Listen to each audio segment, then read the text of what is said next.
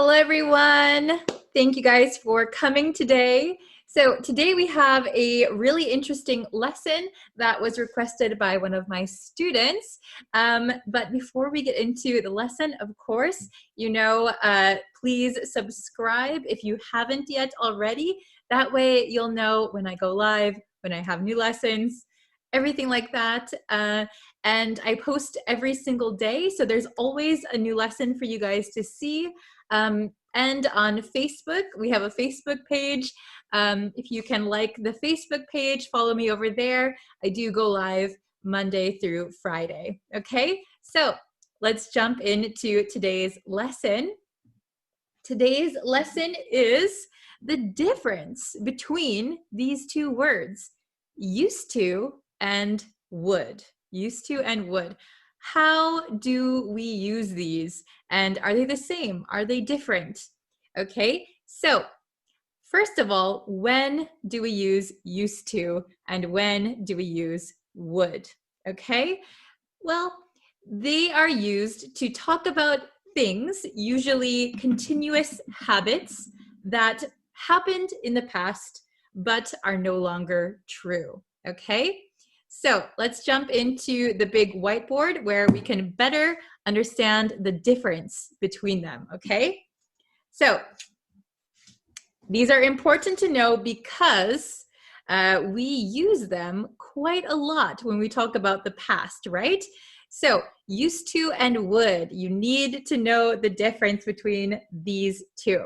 Okay, so I have some examples of when we use these and when we can't use would, okay? So used to.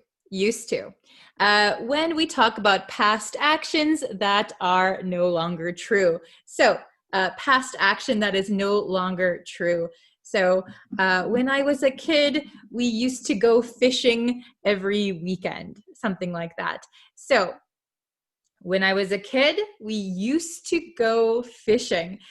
It was a habit. It happened more than one time. It happened over a period of time, but I no longer go fishing. So we could use I used to go fishing. Okay? We can also use used to with stative verbs. So if you don't know what stative verbs are, I have a whole lesson on stative verbs, so go search for that. But stative verbs are things like, feel, love, things like that, okay? Stative verbs. We can use used to with stative verbs. I used to like, I used to feel, I used to belong to, okay? We'll get into this in a little bit.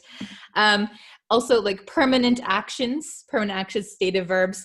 So things that happened permanently for a long time. I used to work for a company. I used to work for a company, okay?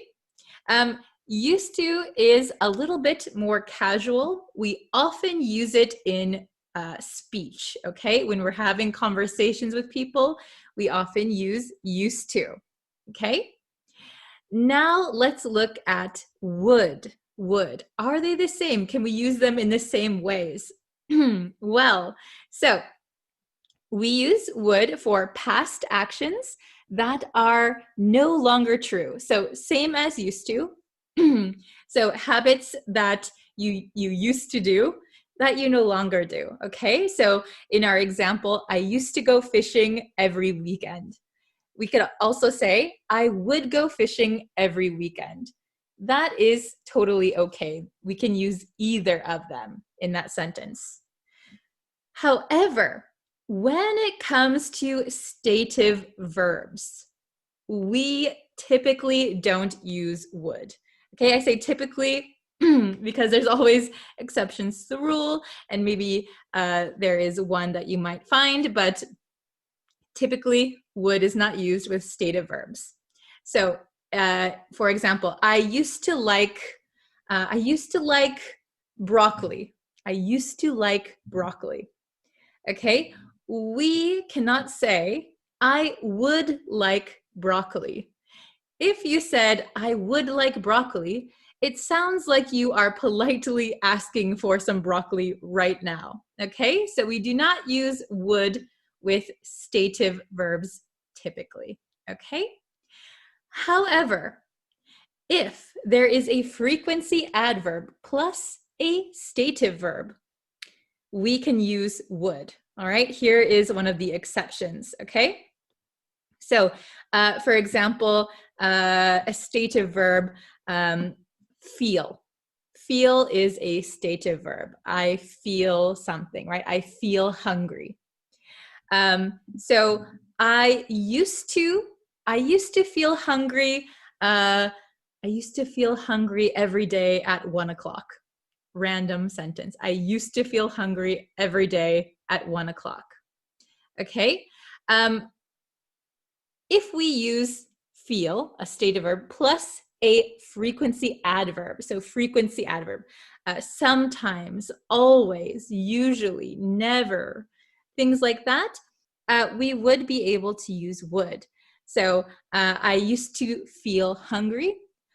I would always feel hungry at 1 o'clock. There we can use would the same way as used to, okay? We'll look at that again in a second. All right, and just a note that would is a little bit more formal. So if you're reading a novel, if you're writing something, usually we use would, okay? Used to, a little bit casual, would, a little bit formal. All right, so now that you know the basics, let's try and answer these 4 questions, okay? So we're gonna use either used to, would, or sometimes we can use both of them. So let's see how well you understand the difference, okay? We'll go over it a little bit slowly so you can understand. All right, number one. Every weekend, we study together. Every weekend, we study together.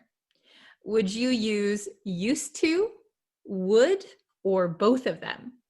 What do you think? Write your answer in the comments, okay? I'll give you just a second. All right, the answer is every weekend we used to, and we could also say would. Both of them are okay. So every weekend we used to study together. Every weekend we would study together. So this is a past habit, something that happened over and over again, but is no longer true. Okay, so we could use used to or would. Either here is fine. Okay, let's take a look at number 2. I like that music as a teenager. I like that music as a teenager. So, teenager, if you don't know, is somebody who is between the ages of 13 and 19. So, when they have the age that ends with teen, 13, 14, they are a teenager. So, I like that music as a teenager. Used to or would? All right, are both of them okay? Who knows? Okay, did you write your answer down?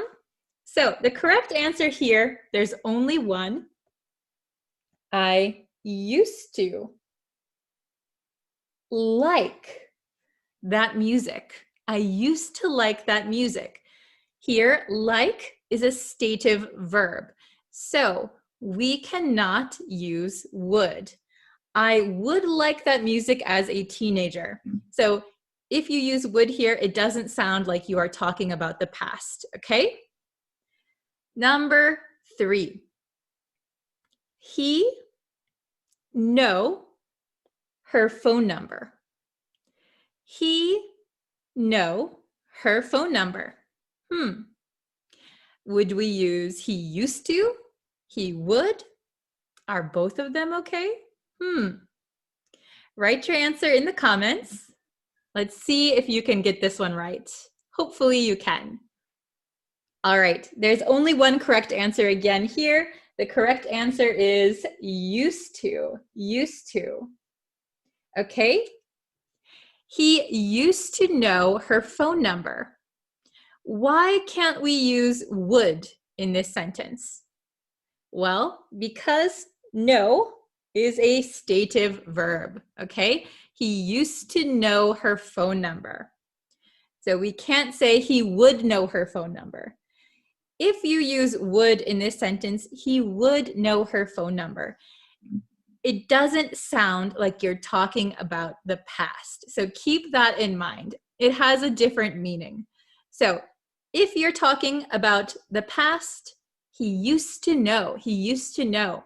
So that's kind of a permanent action. He was knowing, right? He know.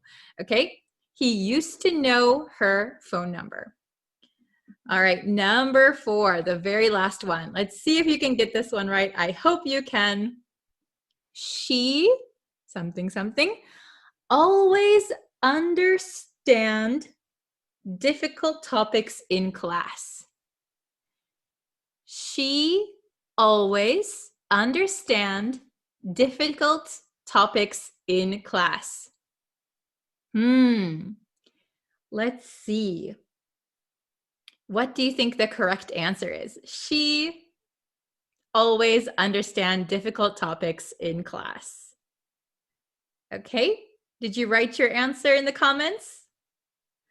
All right, so the answer for this one is she used to or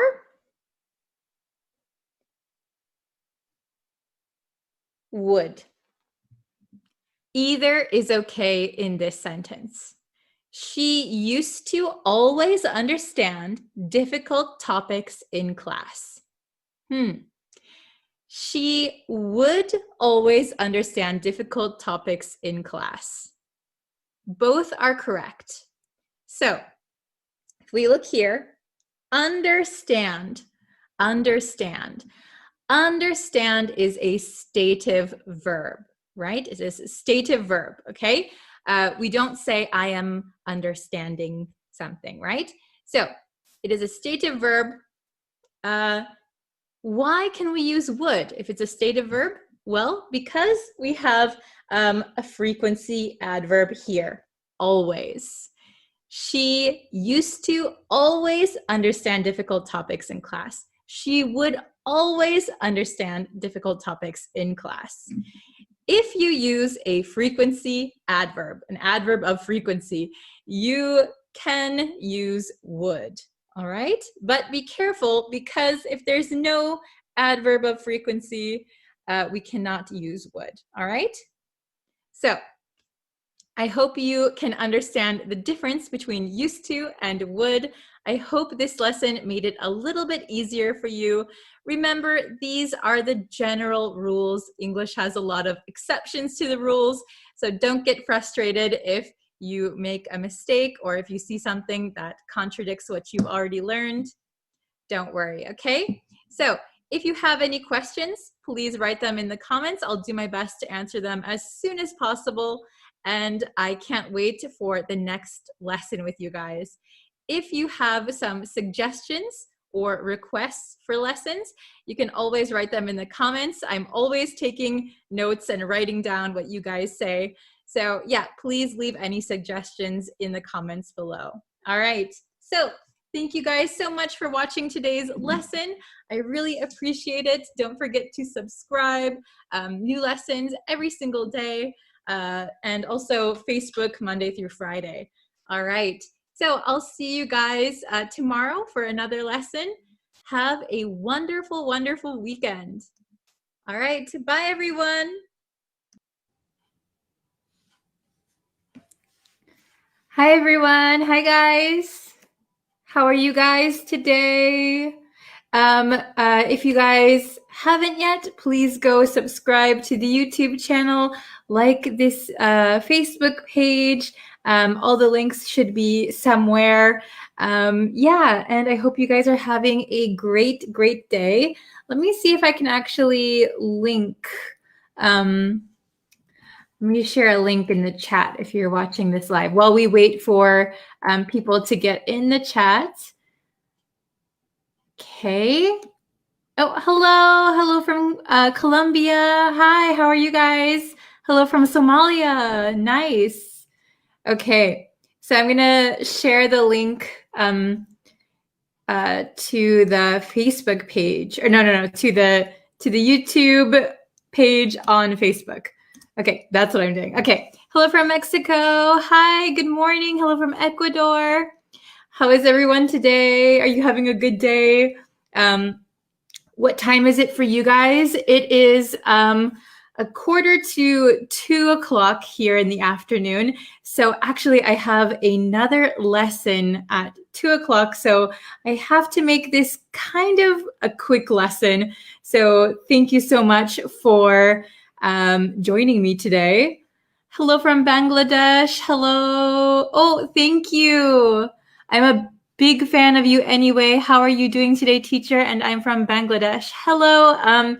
Do you pronounce your name Jahangir? Hello. Thank you for your kind message. Oh, 10:47 p.m. Wow, it's night for you. 7 a.m. Oh my gosh. Okay. Oh, hello from the Philippines. Okay. Hello from Palestine. Very nice. Okay. So we're going to jump into the lesson today. It's going to be a really quick and easy lesson, I think. Okay. So, ta-da. Wow, it changes the color. Okay. So we're going to look at the difference. Is it practice with an ICE or is it practice with an ISE? Okay. So the difference here is the spelling. English can be very, very confusing, right? So is it practice with a C or practice with an S? Okay. Hello from Myanmar. Hello from Thailand. Okay. Oh, Tetetwin, hello. Please live on YouTube. Yes, I will be going live in a little while. Okay. Thank you. So practice or practice.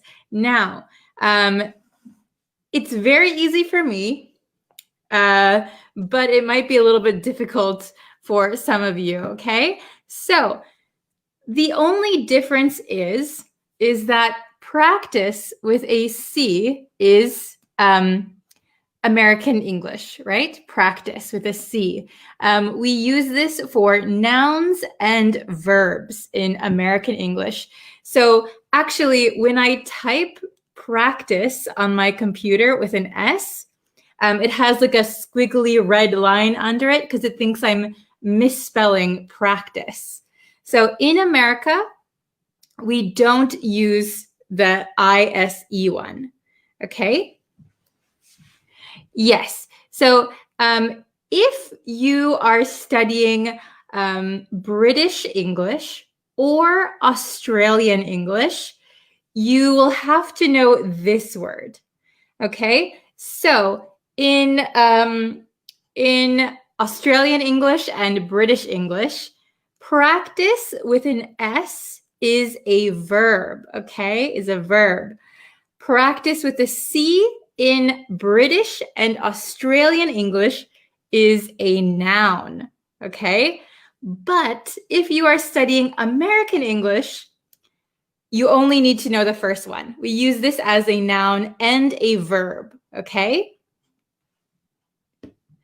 Yes, so practice is a verb word. Yes, so if you use this one in British English or Australian English only, this is a verb. However, in American English, we can just use the first one for nouns and verbs, okay? So I remember when I came to Japan, I live in Japan, by the way. When I came to Japan for the first time, I was 19 years old, very young and very ignorant of the world. And I had a Japanese textbook, but I think it was written in British English. So they wrote practice like this, and I thought it was a spelling error. I thought it was a mistake until my classmate said, no, that's British English. And I was like, oh my God, I'm so American. Because in America, we only ever use the first one. Okay, so I'll get the big whiteboard so it's a little bit more understandable. Okay, and now I have to scooch over. Okay, very good. So we have practice, I-S-E. This is a verb in British and Australian English only. Okay, so American English is actually the easier one for this word, okay? Then practice with a C, noun and verb in American English. Very easy, we only need to use one. And noun only in British and Australian English, okay? Oh, sorry, I thought, wait, did I make a mistake? Oh, no, I got it. So I wrote them the opposite way on the other board. Okay, so the S is up here, the C is down here. I'm right. Okay, I thought I made a mistake, but I'm okay. So practice up here is a verb only in British and Australian English. With a C, it's a noun and a verb in American English, and it is a noun only in British and Australian English. Okay, it's confusing, right? So let's look at some examples, okay? Number 1, I have tennis practice on Saturday. I have tennis practice on Saturday. So here, practice is a noun. So in both American, British, and I guess Australian, so in all three, American, British, Australian English, you will see this one. It is a noun. I have tennis practice on Saturday. So in every country, practice will be spelled like this if it's a noun.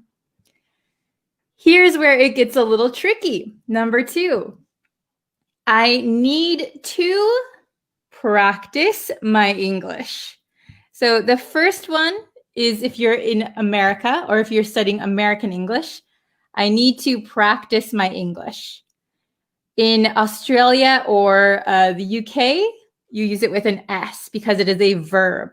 I need to practice my English. Okay, let's try it with number 3. It's common practice to study English at school. So if you know what common practice means, it means that something is usual. Okay, something is regular. It's common practice to do this. So it's common practice. Here, practice is a noun, so it will always be ICE. It's common practice to study English at school. Okay. And number 4, she practices, or in England or Australia, practices with an S. She practices for an hour every day. So this is a verb. So depending on which English you are studying, you'll need to know the difference, okay? America, again, is the easier one in this situation because we only use the first one. We only use ICE. Okay. So do you guys understand? Did I make it more confusing? Oh my gosh, I hope it's understandable because when I was younger, I didn't even know people spelled practice with an S because in America it's always with a C. Okay. Oh, let's see. Thanks, teacher, for that. In order not to get confused anymore. Oh, you're welcome. I hope it's understandable. I hope you were able to understand it. Oh, Devashka, hello. So if you're just joining us, I only have 5 more minutes. We learned the difference between practice and practice with an S. Okay, so it's very, very simple. In American English, we only use this one, noun and verb in American English. However, in British and Australian English, they use this one. And let me just confirm, yes, this is a verb in Australia and England, and this is a noun. Okay? Hello, everyone. Oh, okay. Oh, very good. Can I ask you how to practice basketball? Very good. So if you are learning American English, this is a perfect sentence. If you are learning British or Australian English, this sentence you'll need to use ISE. But in American English, this is perfect. Very good. Okay. Oh, I'm learning a lot from you. Oh, thank you so much. Thank you for the kind message. I got it. Thank you. You're welcome. You're welcome. I'm sorry, this is a very quick lesson. Oh, hello, coming late. Please say it again. Sure. We learned practice versus practice. I'll say it one last time. In American English, we only use the first one. It's a noun and a verb. In British and Australian, this one is a noun and this one is a verb. So it's only different if you're studying British or Australian English. American English, we only use the first one. Okay? Oh, very good. Can we practice English more? Yes. Very good. That's American English. Very good.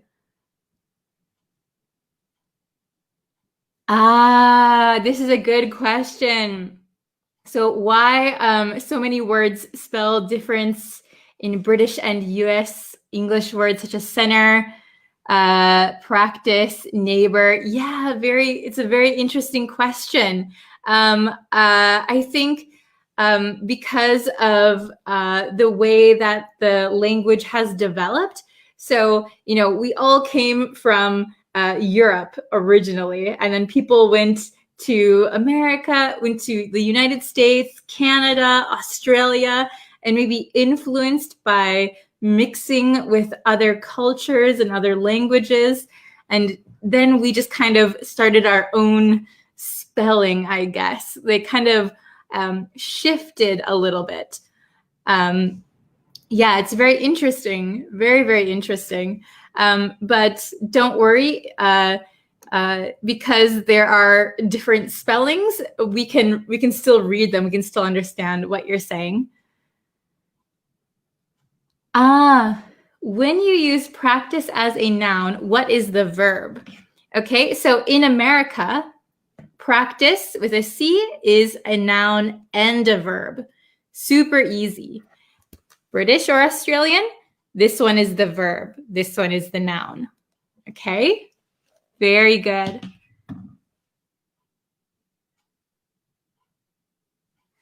Very good. When I try to speak English for the first time, I am so shy. After doing many practices, I have confidence. Very, very good. So I would change your first sentence maybe to past tense because it happened already. When I tried to speak English for the first time, I was so shy. Then practices as a noun is uncountable. It's countable, but I would say after doing a lot of practice, I have confidence. Yeah, we had 5 practices, many practices. Yeah, after doing a lot of practice, I have confidence. There you go. I'm getting all scrambled. 2 o'clock. Sorry, I was trying to answer questions very, very quickly. I have to go to my other lesson now, so I'm sorry this was very short. Thank you guys so much for watching, and I will see you guys next time. There will be another lesson up very, very soon. Okay? Thank you so much. All right. Bye, everyone.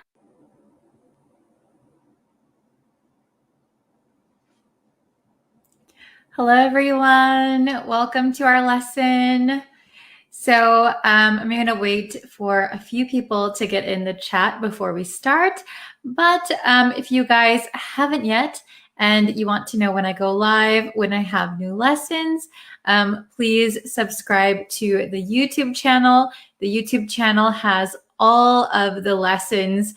So, and they have the YouTube page has exclusive lessons. I also do live streams on Facebook. But slowly everything will be on YouTube. So don't forget to just subscribe to YouTube, but also like the Facebook page. Yes. Okay. So thank you guys for joining me today. We're going to be having a vocabulary test today. Vocabulary test. Hello, Carlo. Carlo, how do I pronounce your name? Carloe? I hope I pronounced it right. Hello, Ciao. Hello, Welderfield.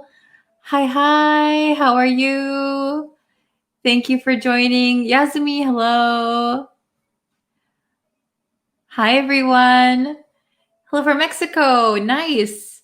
Okay, so we're going to have a vocabulary test today. So recently, we've been doing lots of reading comprehension lessons, and there's been a lot of new vocabulary that we've learned. So today I'm going to test you on those new vocabulary words. So I hope you're ready. I hope you were paying attention in class. Oh, Danielle. Hi, Bree from Venezuela. Long time without joining your sessions. Oh, welcome back. Hello. Hello from Iran. Hi. Hello from India. Okay, so we're going to be looking at vocabulary today. So like I said, we've been learning a lot of new vocabulary through our reading lessons. So today we are going to test you and see how much you remember, how much you were paying attention. Okay, very nice. Okay, so I'm going to share my screen. Okay, everybody can see it all right. So vocabulary test, how much do you remember? Okay, it's a real test. So question number 1. Ta-da! Okay, question number 1. We wandered around the something town for hours. We wandered around the something town for hours. We have A, picturesque, or we have B, panoramic. Which word best suits this sentence? Which one is best suited for the sentence, okay? Oh, I see some people saying A, some people saying B. Okay, this is a little bit tricky. I kind of chose these words on purpose because it is a little tricky. So let's see. We wandered around the... Ta-da. The correct answer for number 1 is picturesque. Picturesque, okay? We wandered around the picturesque town for hours. Okay, so why is picturesque the answer? Picturesque means attractive, beautiful. It's like as beautiful as a picture. So a picturesque town is a very beautiful town. It is picturesque. Panoramic means a wide view. So usually we wouldn't describe a town as being panoramic. We would say a view is panoramic. So for example, if you go to the top of a tall building and you look out and you can see all across the ocean, we would say that is a panoramic view. Okay, you can see all the way around, usually from a high place. So an amazing view. But we wouldn't describe a town really as being panoramic. Okay, the view is panoramic from the town, but the town is picturesque. Okay, that is a really tricky one. But the best one to complete the sentence would be picturesque. Very good. Let's try question number 2. Ooh, okay, some new words we have. The holiday was banned by the royal. Now this is hard. The holiday was banned by the royal lure, or the holiday was banned by the royal edict. Okay, so we learned these words very recently. I think we just learned edict yesterday or 2 days ago. So I hope you remember. Okay. Very good. I see A, I see B, A, B, A, B. Okay. So a little tricky. So the correct answer is edict. Oh, very good. I see Ted Win got it. Muhammad Fahim got it. Very good. Hani got it. Hani Ahmed. Okay. The holiday was banned by the royal edict. So let's take a look. What does lure mean? So we learned lure as a verb. That means to tempt to do something or to go somewhere. So we learned, I think, in the Italian town, wanted to lure, pull people in to their town. So please come to our town. We'll pay you to live here. We're luring you in. So a lure, which is a noun, is when you have a fishing pole and you go fishing.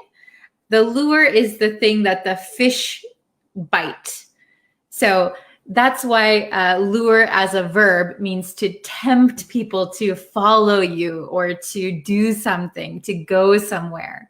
Okay, so the royal holiday was banned by the royal lure. Doesn't really make sense. So let's look at B. So edict is an official order or proclamation issued by a person in authority. So a royal edict is an official order from the royal family or the royalty in the country. Okay, so edict is a proclamation, an order, official order by an authority. Okay, very good. Okay, so number 3. Let's try number 3. We are looking for people to join our department. Ooh, we have tech savvy or long-term basis. We are looking for tech savvy people. We are looking for long-term basis people to join our department. What do you think is the correct answer for number 3? Oh, I see. English teacher says edict is an ordained. Yeah, like an order. Muhammad Fahim says A. I can't read your name, but I always see you, says A. A, B, B. Okay. Very good. So the correct answer is tech savvy. So this is, again, a really tricky one. I tried to trick you guys. We are looking for tech savvy people to join our department. Now, what does tech savvy mean? So tech savvy means you are proficient. That means you're very good at using modern technology. So something savvy means you're good at something. Okay, so if you're really good at using modern technology, it's probably easier for you to get a job, right? We're looking for tech-savvy people to join our department. Now, let's check what long-term basis means. So long-term basis means something will continue for a long time. So we wouldn't describe people as being long-term basis. So people could work on a long-term basis. That would be correct. So we are looking for people to join our department on a long-term basis or for a long-term basis, that would be correct. But we wouldn't describe people as long-term basis. So we would describe people as being tech savvy. So this is a tricky one. Both of them, I think, were from the same article, and both really have to do with, working and stuff like that. So I thought it was tricky, but tech savvy would be an adjective, okay, for people. Very good, very good. So question number 4. He had a 3-month as a janitor at the local school. He had a 3-month as a janitor at the local school. So we have A, stint, B, recall. Okay? Which one do you think? Oh, I see somebody said A. Muhammad Fahim A. Let's see. I'll let you guys write your answers in the comments really quick. You can think about it. He had a 3-month as a janitor at the local school. Oh, wow. So many people. Correct. Okay. The correct answer is stint. Very good. He had a 3-month stint as a janitor at the local school. So what does stint mean? Stint is a session, a term, a period, usually for work or some kind of duty. So a stint means like a period of time. So usually a 3-month stint, a 2-year stint, a 1-week stint as something, right? So he had a 3-month stint as a janitor at the local school. Freddie, it's okay if you don't know. We're here to explain, so don't worry if you don't know. Okay, he had a 3-month stint. Very good. What does recall mean? Well, recall just means to remember. So this one doesn't make any sense at all. He had a 3-month remember as a janitor at the local school. So to recall is a verb, so it does not fit in our sentence, okay? Stint is a noun, stint. He had a 3-month stint as a janitor. And if you don't remember janitor is a person who is like a cleaning person, someone who is employed by a building usually, so a school or a shopping mall somewhere. And the janitor is the one who cleans up. They clean the floor, they, organize things. That is a janitor. Okay, very good. Okay, so let us go to the last question. Let's see if you can get this last one. Ooh, okay.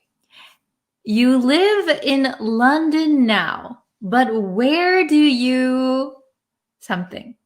Okay, you live in London now, but where do you? Okay, we have hustle. You live in London now, but where do you hustle? Or you live in London now, but where do you? This is hail from. Okay, is it A, hustle, or B, hail from? Oh, very good. Okay. So I see a lot of people writing the correct answer. Excellent. Okay. So the answer to question 5 is hail from. You live in London now, but where do you hail from? So what does hustle mean? Let's take a look at hustle first. So hustle means work hard or a state of great activity. So for example, I work 9 to 5 at my day job, but I hustle on the weekends. So if you say I hustle on the weekends, maybe you have a side business, your own private business, or like a part-time job. So you work your regular job and then you're hustling, working really hard on the weekend.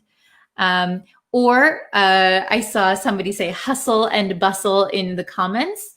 So we can talk about the hustle and bustle of the city. So the city is very busy. People are rushing around. The hustle and bustle of the city. So it means a state of great activity. There is a lot going on.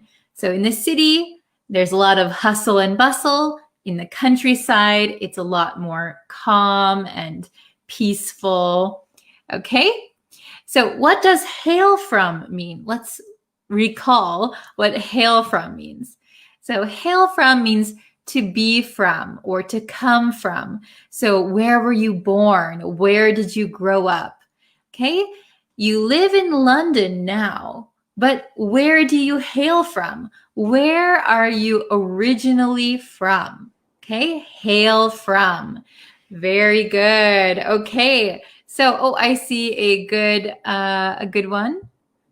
Very good. I hail from Kashmir. Excellent. I hope I pronounced it correctly. Very good. Okay, so that was the test. There were 5 questions, 10 vocabulary words. I hope that you were able to get a good score. Let's see. Okay. Could I use a picturesque girl instead of a beautiful girl? So generally when we use picturesque, usually we're talking about something, a place, a building. Something is picturesque. Usually we don't refer to people as being picturesque, but that is a good question. Sometimes we refer to people as being statuesque.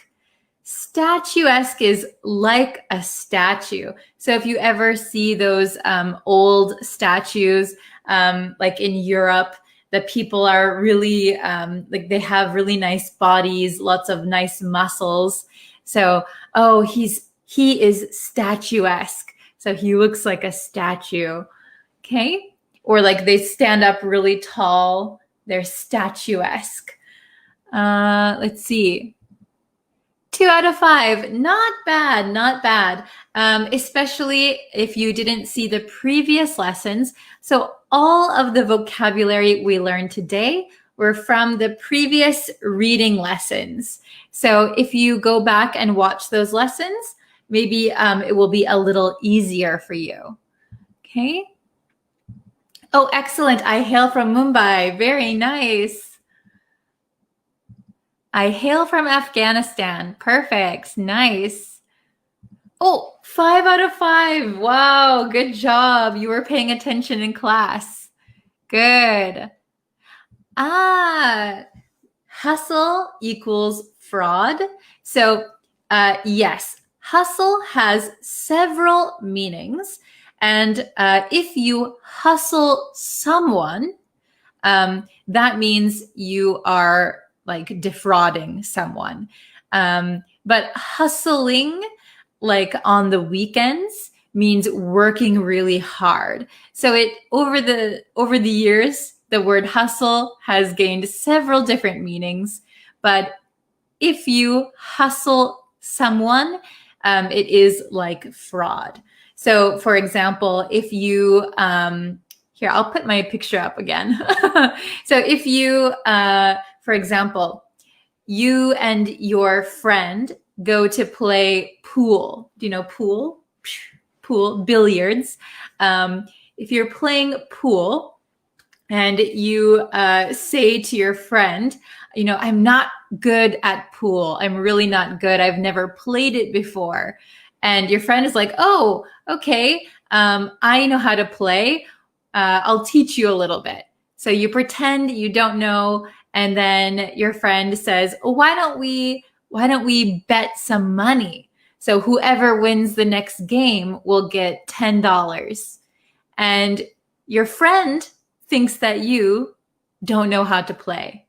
So you play the game and suddenly you are really good and you beat your friend. You win the game and you were really, really good. And we could say you hustled your friend. So you pretended you weren't good. Then you made a bet and suddenly you became really good. You hustled me. Okay.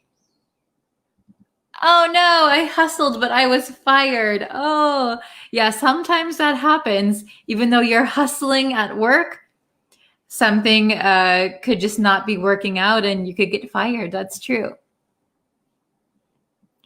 In modern times, hustle and bustle affect on our lives badly. Yes, the hustle and bustle of modern day life affects us negatively. Negatively. Very good. Okay. Let's see.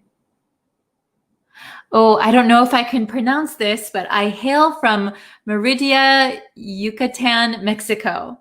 I probably have a really American accent. Let's see. Oh, I am tired of the hustle and bustle of urban life. Perfect. Good sentence. Okay.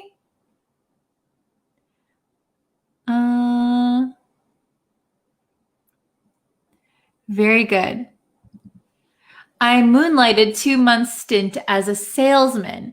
So I would just rearrange the sentence just a little bit. It's almost perfect. So I would say, I had a 2 month, no S, a 2 month stint, because 2 month is now an adjective for stint.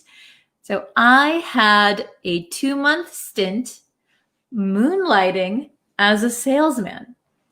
Very good sentence. We learned moonlighting a while ago. Excellent. Oops. Okay. Very good. So let's see. Very good. So if you guys need more review, go back to the previous reading comprehension lessons and you will be able to see the words we did today in the articles. Okay. So I hope that you can go and check those out. You can rewatch this lesson anytime. And please subscribe to the YouTube channel, like me on Facebook, and turn on notifications. That really helps me out a lot. Okay, so thank you guys so much for watching. We'll have a lesson again on YouTube later today. All right, thank you everyone. Bye-bye. Hi everyone, welcome back to my English learning channel. Thank you for coming by for today's lesson. And if you would like to and you haven't already, please don't forget to subscribe to this YouTube channel. And that way you'll know when new lessons are uploaded. Okay, so this is going to be a fairly straightforward video. I'm going to give you 10 phrases that if you're learning English, you need to know these phrases. If you know these phrases, everything is going to be a lot smoother for you. We're going to start off a little easy. So number one is what's up? What's up? So what's up is a very casual way to say, how are you doing? How are you? What's up? So a proper response to what's up is nothing, nothing much, not much. It's almost like hello. It's just a greeting. We're not actually asking what's up with you. We just want to say, hi, how are you? So what's up is a very, very casual way to do that. So it's very simple. You can just say, what's up? And if someone says, what's up to you? You can reply, oh, nothing much, not much. Number two, and this one always stumps my students for some reason.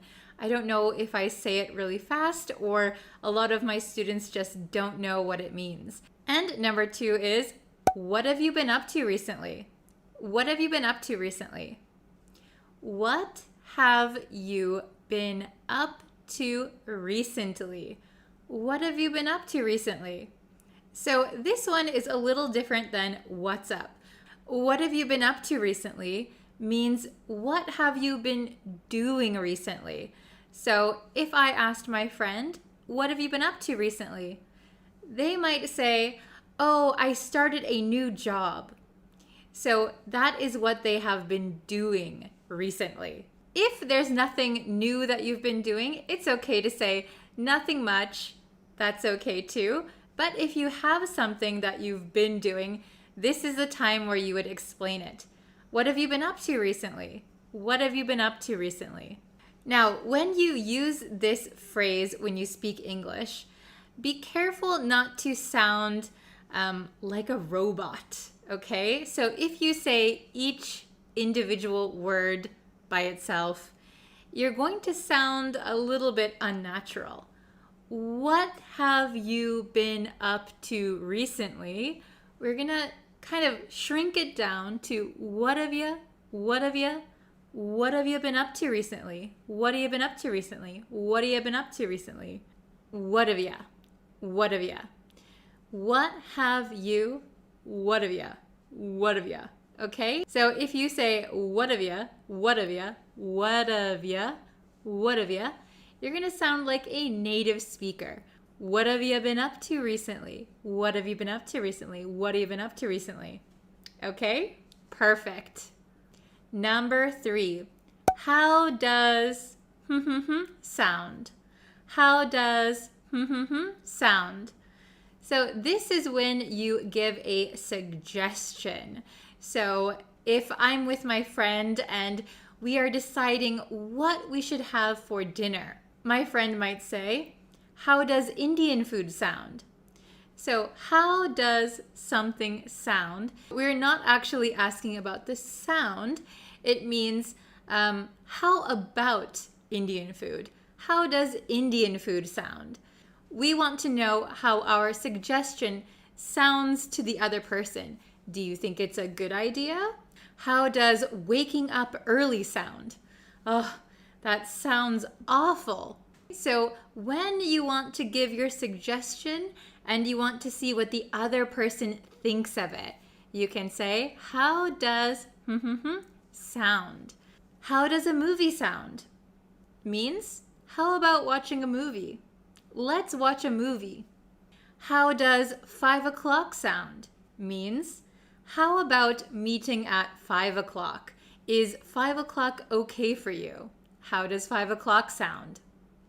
Number 4 is the response to how does something sound. So if someone says, how does 5 o'clock sound? If we think it's a good time to meet, we could say, sounds great or sounds good. Sounds something. Sounds something. So if it is a bad idea, for example, if someone says, how does waking up at 4 a.m. sound? If that doesn't sound appealing or if you don't really like that idea, you could say, that sounds awful. That sounds awful. That is a strong way to kind of reject that person's idea. That sounds awful. Okay? So usually we use that sounds great or that sounds good or just sounds great, sounds good. Number 5. So number 5 is pretty simple, I think, but still a lot of students make mistakes when using it. And number 5 is never mind. Never mind. So when we use never mind in English, it means forget about it. Forget I said something. Forget I mentioned something. Never mind. Okay? For example, you have to go to a meeting, but a package is going to be delivered to your home. You might ask your family, hey, a package is coming, so could you please receive that package? I have to go to a meeting. Your family agrees, but later your meeting is canceled, so you don't have to go anywhere. You could tell your family, I asked you to receive a package, but never mind. I'll stay home. So that means forget I asked you. Never mind. Number 6. This one is used a lot when you meet people for the first time. Number 6 is, what do you do? What do you do? What do you do? So most of the time when I ask my students, what do you do? They get this really confused look on their face, and sometimes they start explaining about their hobbies or what they do on the weekends. That is not the meaning of this question. What do you do means what is your job? Or what do you do for a living? What do you do? So if I go to a party and meet someone, they might ask me, what do you do? I could say, I'm an English teacher. So for you guys, I want you to leave in the comments what you do. Leave your job in the comments. I'd be very interested to see what all of you are doing for a living. Okay, number 7. Number 7 is actually. So native speakers of English often say actually. Actually. We love to say actually. Do you know how to use actually in a sentence? So a lot of the times we use it when we disagree with someone. So if someone said, let's meet at Starbucks, you could say, actually, I thought we could meet at McDonald's. So you are disagreeing with someone, but it's kind of a kinder way to disagree with someone. It's not that strong. Actually, I was thinking we could meet at McDonald's. We can also use this when we want to reject something in a kind of kind way. So for example, if someone said, hey, did you eat lunch already? We could go to a restaurant. And if you already ate, you could say, actually, I've already eaten, sorry. Actually. Okay, please try it the next chance you get. Number 8. Number 8 is also used for suggesting something. Number 8 is why not? Why not? Why not? So I was teaching this to a student a few months ago, and he was really confused about this expression, why not? He thought it sounded very strong and asking the reason why not to do something. But this is a very kind way to suggest something. So if somebody was telling me, Bree, I really want to improve my English, what should I do? I could reply, why not take an English class online? Why not take an English class online? This is a very light suggestion. Why not try this? Why not try that? Okay? It is not a strong suggestion. If I looked outside and said, it looks like it's gonna rain, maybe my friend could say, why not bring an umbrella just in case? Why not bring an umbrella just in case? So try using this expression the next time you want to suggest something. Number 9. Number 9 is about to. About to. So we can say, I was about to call you. That means I was almost going to call you, but then something came up. I was about to call you when the doorbell rang. Maybe I had my hand on the phone. I was about to call you, but the doorbell rang. So this is a very convenient phrase when you want to tell a story or give a reason that you didn't do something yet. So I know when I was a child, my parents would ask me, did you do your homework yet? And I would always say, I was just about to. I was just about to. It means I was getting ready to, and I was going to do it now, but you just asked me. I was just about to do my homework. It was kind of a lie though. I was never just about to do my homework. So this is very useful when you want to tell a story or give a reason or an excuse for something. I was just about to. I was about to watch TV when I remembered I had to take an English lesson with Bree. Number 10, the last one. This is anything else? Anything else? So I often see my students get really confused looks on their faces again when they ask me a question, I answer it, and then I say, anything else? Anything else? Anything else means, do you have any other whatever we're talking about? So if my student asked me a question and I answered it and I said, anything else? Anything else means, do you have any other questions besides the one you just asked? At the gas station in America, you might come across this expression. So in America, you have to pay for gas, and you can pay at the pump with a credit card, or you can go into the gas station and pay, and you can buy other things as well, for example, a snack or a bottle of water. So if you go up to the register and say, I'd like to pay for my gas, the clerk might ask you, okay, anything else? Do you want some water? Do you want a sandwich? Are you going to buy anything else? So if you don't have anything else that you want, you can say, no, that's it, or no, that's okay. That's all you need to say.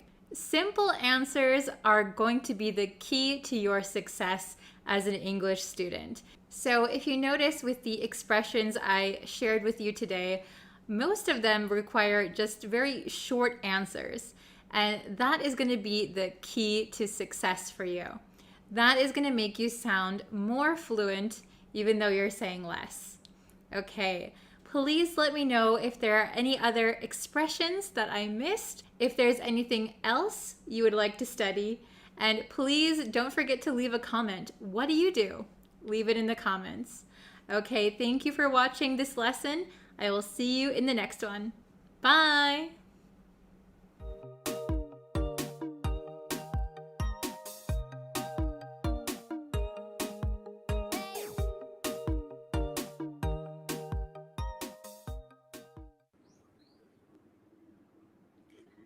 Hello. Hi, everyone. I'm going to wait for a few students to get in here before we start. Okay. So I let you guys know on my Facebook page that I was going live. So if you want to know about live announcements, remember to like the Facebook page, okay? And we are almost at 1,000 subscribers on YouTube. Thank you guys so much. Oh, hello. Thank you for joining us. Okay, so now that there's some students in here, let's start the lesson. Okay, so I wanted to show you guys this. This is from scratch. Okay, from scratch. Now, this is a very useful expression that we have. Does anybody know what from scratch means? Does anybody know? From scratch. Have you heard this expression before? Because it's very useful, and we do use it in business also. From scratch. Okay, maybe nobody has heard this one before. So, from scratch means from the very beginning, from the start. So the origin of from scratch is originally from sports. Oh, hello. Thank you for joining. So the origin is from, when you run a race, there is the starting line. So they used to scratch a line for the starting line. So the scratch means the starting line. So from scratch means from the very beginning. Okay, so let's look at some example sentences to help you kind of understand how to use this expression. Are you ready? Oops, this way. You see it like this? Okay. So the meaning, again, is from the very beginning.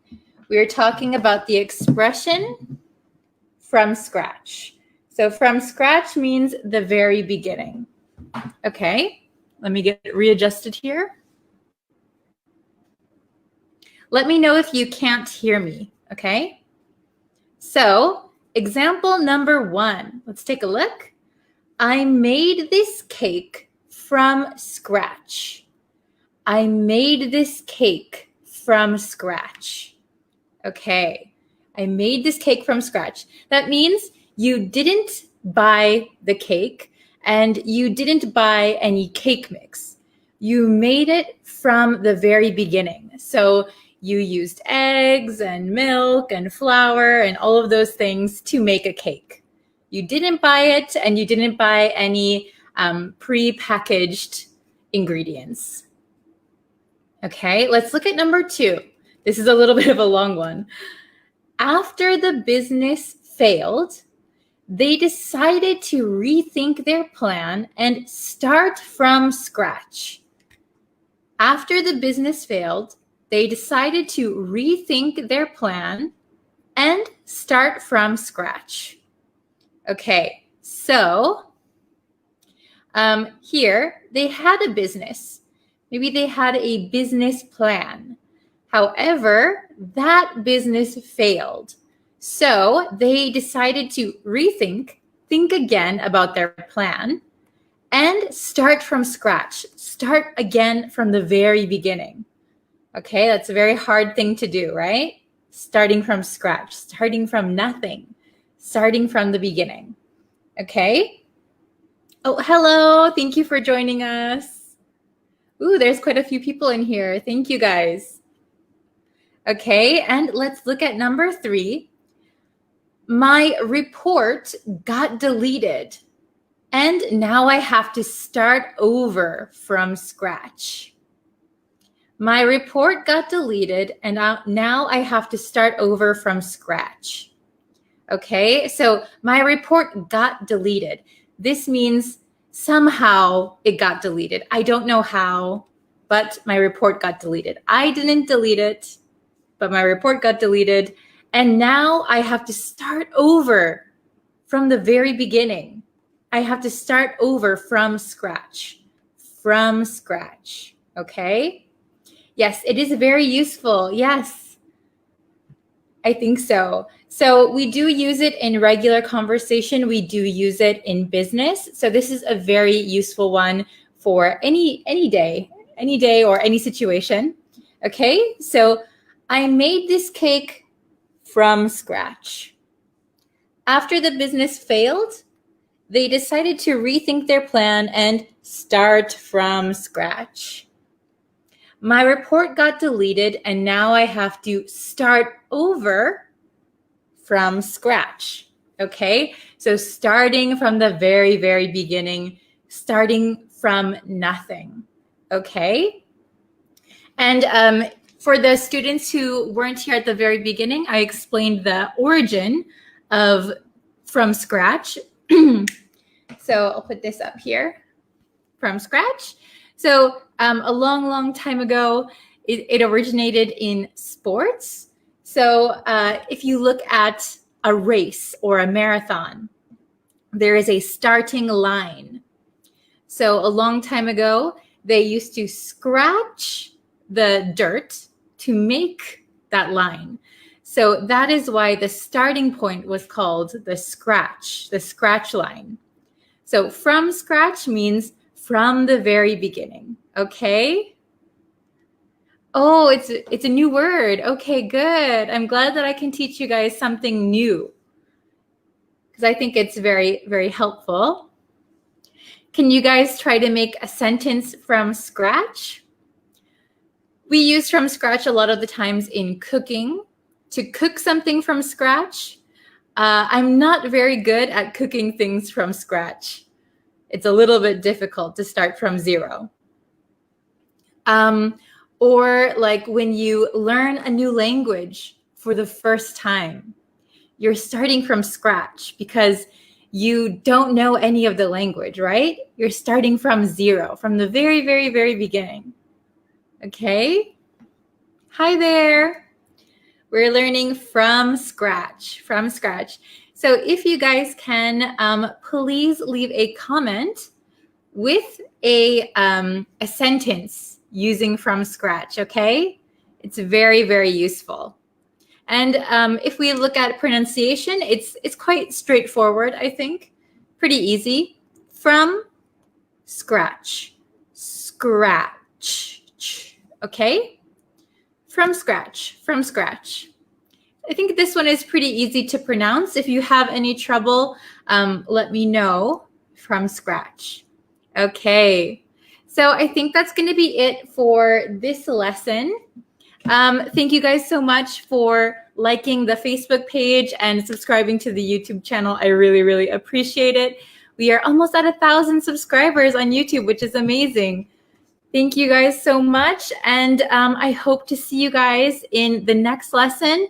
I'll post one for sure tomorrow. Oh yeah, I'm glad to be live. I'm good. Thank you for asking. How are you guys? Okay. Well, I have to go and do some more lessons. So leave some comments and I'll be sure to check them. Okay. Thank you guys so much. I'll see you in a lesson tomorrow. Okay. Bye. Hello everyone, welcome back to another English lesson. If you guys haven't yet and you would like to know when I go live, when I post new lessons, and when I have quizzes and tests for you, you can hit that red subscribe button and you can also turn on your notifications. That way you'll know when I go live. All right, so we're going to get into today's lesson. Today's lesson was requested again by Aliawan. Thank you so much for requesting such interesting lessons. If any of you have any lesson requests, feel free to put them in the comments. Okay, so today we're going to go and look at the difference between no and not. Okay, no and not. So first of all, I think everyone here knows that no and not are negatives. So when we want to make a sentence negative, we're going to use either no or not. But there are some grammar points that we need to keep in mind when using no and not, okay? So generally, we can't use no and not in the same sentence. If we use them in the same sentence, it is called a double negative. Okay, so that is not correct or traditionally correct English. All right, so we can use no and not sometimes in the same sentence. I'll give you a quick example. Are you hungry? No, comma, I'm not. No, comma, I'm not. But we need to separate the no and the not with a comma, okay? So keeping those things in mind, let's take a look at the grammar differences between no and not. All right, we're gonna hop into the lesson. I'm gonna share my screen. Okay, so I hope you can see it.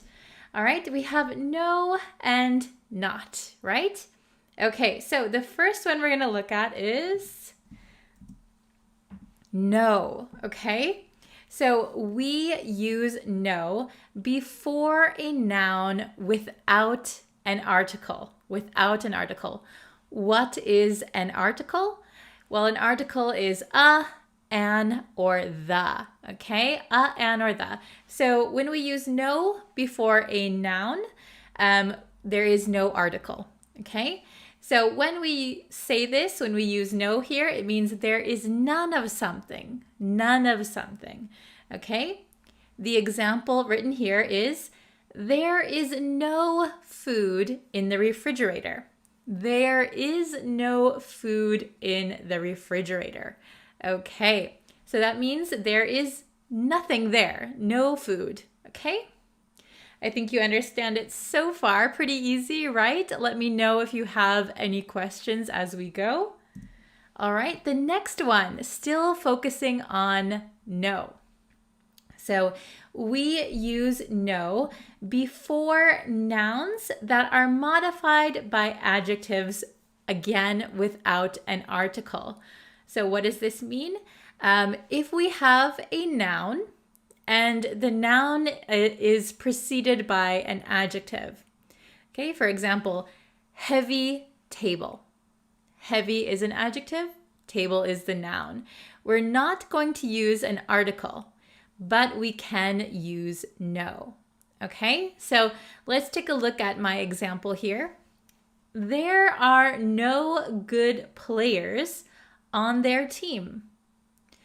So no, and then we have the adjective good, and we're talking about players. Here's our noun. Okay, there are no good players on their team. All right, very good. Let's go to the next one.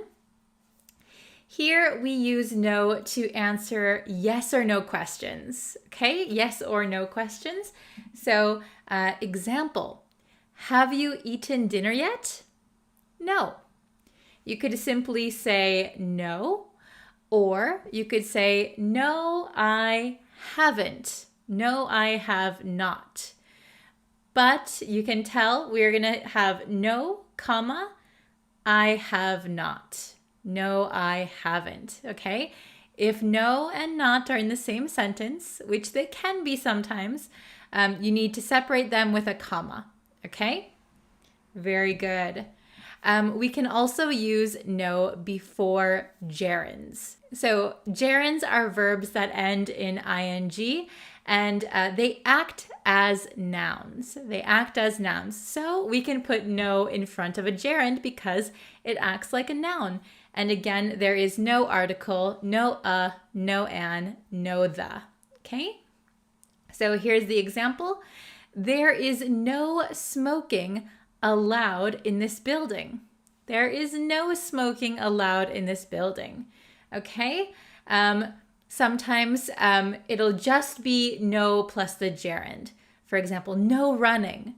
A lot of the times my teachers, when I was in elementary school, they would always tell the children, no running, no running. So it's kind of like a command, right? No running. Okay, there's no smoking allowed in this building. Very good. Next one, not. So now we are on to not. We use not to make verbs negative. Okay, so easy, right? I do not want to watch TV. I do not want to watch TV. Okay, to want is a verb. I do not want to watch TV. We can also conjugate this to I don't want to watch TV. Usually native speakers will make it don't. Whenever there's a not, have not, do not, a lot of the times, most of the time, we're going to make it the contraction. So I don't want. I haven't watched something. Okay? Next one. Not is used with adjectives without nouns. Okay? Not can also be used with adverbs. So, adjectives without nouns. Okay? Example, he is not angry. So here, angry, there is no noun following it. So we can use not here. Okay? Not can also be used with adverbs. So not surprisingly is an adverb. Many people disagreed with him. Not surprisingly, many people disagreed with him. Okay? Are you following so far? I know there is a lot of information. We're going to have a quiz at the end, so please stick around for that, okay? Use not with nouns with articles. So remember, we used no for nouns that are not using articles. Here with not, we need to use articles if we have a noun. So there is not a car outside. So this sentence sounds a little strange to me because I would prefer to say, there isn't a car outside. There isn't a car outside. Usually when the words is and not are not contracted, you're kind of emphasizing the not part. There is not a car outside. There isn't a car outside. Okay? But notice that we have a here. If we didn't have a, we could say there is no car outside. There is no car outside. What are you talking about? There isn't a car outside. Here we need a. Okay? Next one on not. Not is used with any, enough, much, and many. So these are keywords that you have to keep in mind. So if you want to use not, you can use them with any, enough, much, and many. Okay? So I have one example here. There is not much left. There is not much left. We could also say there is not any left. There is not enough left. There aren't many left. Okay? So any, enough, much, many. Use not. Okay. Not is also used before nouns or pronouns with short replies. So when we're having a natural conversation, usually we don't talk in long, complete sentences. Sometimes we just give short replies, okay? For example, who is upset? Who is upset? You reply, not me, not him, not her, not Sally, not Lucy. Okay? So we can use not before pronouns and nouns in short replies. All right, so here is our first question. I hope you are following along. I hope it was pretty easy to understand. Let's see, we're going to either use no or not. So which one do you think is correct here? There is any chocolate left. There is any chocolate left. Please write your answer in the comments. Let's see if you can get it right. I hope you can. Ready, set, answer. There is not any chocolate left. There is not any chocolate left. So usually if you say it like this, is not, a lot of the times you're emphasizing the not. There is not any chocolate left. This is the more conversational way we would say it. There isn't any chocolate left. A native speaker would probably say it this way. There isn't any chocolate left. Okay, it's just easier to say. It sounds, it's just more natural. Okay, let's try question number 2. I have money. So remember, we're using either no or not. No or not. You have 2 choices. Okay, I have money. Okay, write your answer in the chat, in the comments, and let's see if you could get it right. The answer is, I have no money. I have no money. So money is a noun. Money is a noun. Notice that we don't have an article and the. Okay? So here we would say, I have no money. So if you wanted to use not in this sentence, how would you change the sentence?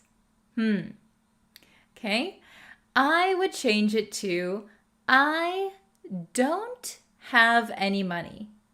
I do not have any money. Okay, so if you wanted to use not, I do not have any money. Okay, or I do not have money. Either is okay. Question number 3. I do think she is very happy. I do think she is very happy. We're going to either use no or not. Write your answers in the comments and let's see the answer. Ready? I do not think she is very happy. I do not think she is very happy. Okay? We can also say, I don't think she is very happy. I don't think she's very happy. Remember, the contraction is very common in conversation. Okay? Question number 4. There is enough room. There is enough room. No or not? Okay, write your answers down in the comments. Very, very good. All right, the answer here is not. There is not enough room. So remember, with words like enough, any, much, many, we're going to use not. Okay, there is not enough room. We could also say there isn't enough room. Okay, very good. Question number 5. Who broke this window? Who broke this window? You're asking everybody, was it you? Was it you? Was it you? Who broke this window? Okay, write your answers in the comments. Me. Me. No or not? The answer is not me. Not me. So remember, before nouns, pronouns, especially in short replies, we often use not. Not me, not him, not you, not Kevin. Okay, very good. And number 6, this is our last question, so I hope you get it right. There were satisfied customers. There were satisfied customers. No or not? Let's see if you can get this last question right. Okay, so the answer to number 6 is no. There were no satisfied customers. There were no satisfied customers. Okay, we use no here because we have a noun, which is customers, and this is an adjective, satisfied. So satisfied customers. And there is no article. We have no no an, no the. No satisfied customers. Okay? Very good, everybody. All right. So, let me just bring back my window. Okay, very good. How well did you do? Did you get 6 out of 6? Did you get 100%, or were there some tricky ones in there? If there was one that you got wrong, please let me know which one it was. And if you have any questions, please leave them in the comments. Okay, I hope this was a helpful and useful lesson for you. Again, if you have any lesson suggestions, feel free to put them in the comments below. I'll do my best to give you those lessons as soon as I can. All right, thank you everyone for watching, and I will see you guys in my next lesson. Bye everyone.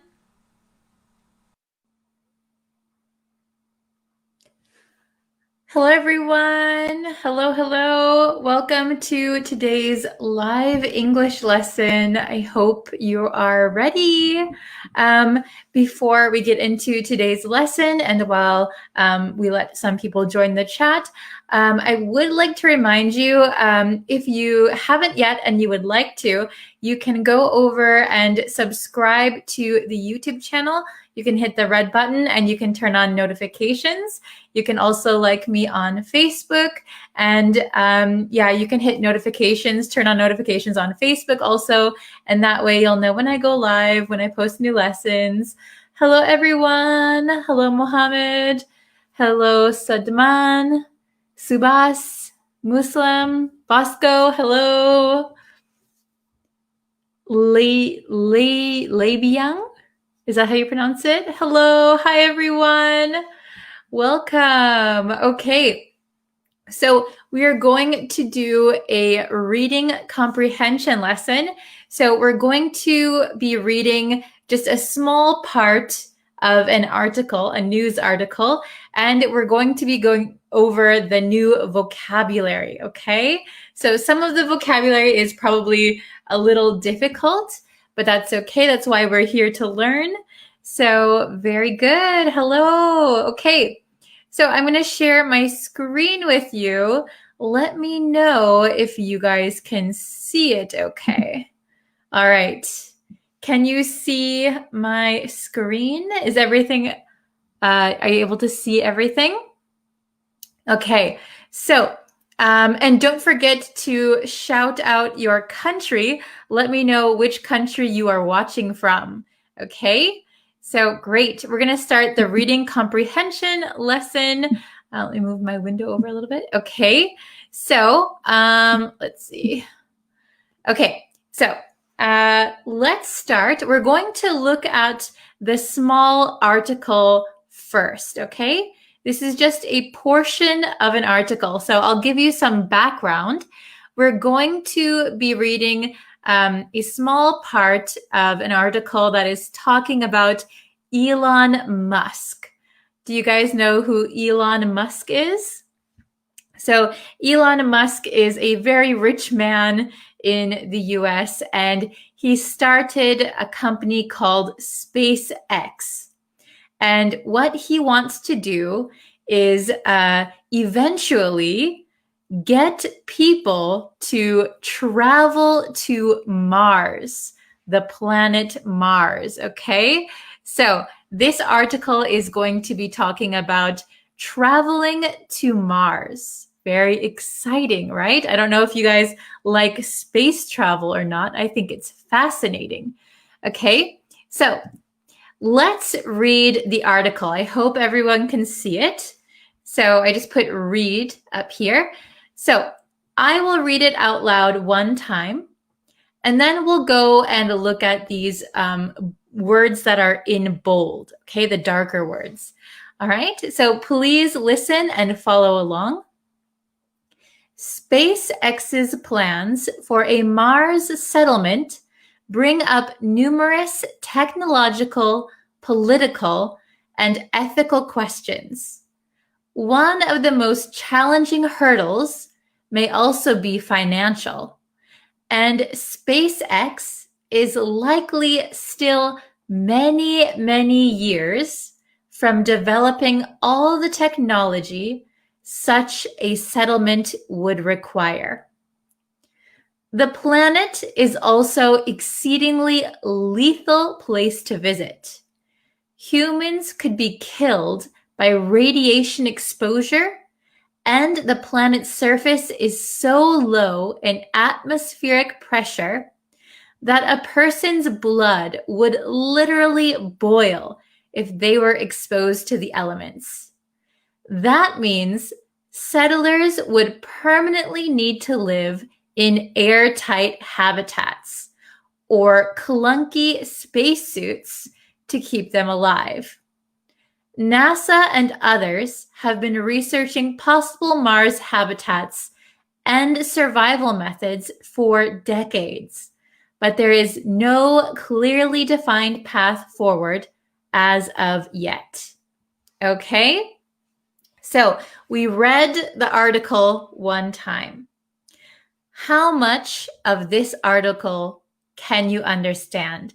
Is it very difficult?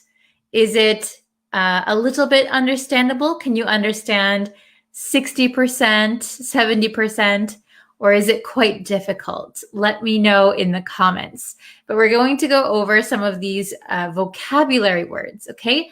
Not all of the words, but some of them, okay? Some that I think are useful, all right? So the first word is settlement, settlement. So a settlement is a noun, and the meaning is a place usually without people. So a place that was not inhabited by people previously. Okay, so like a new land, new area, where people establish a community. Okay, so they were talking about Mars.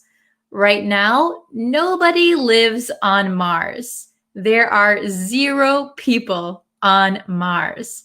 So to go to Mars and to set up a community on Mars would be called a settlement.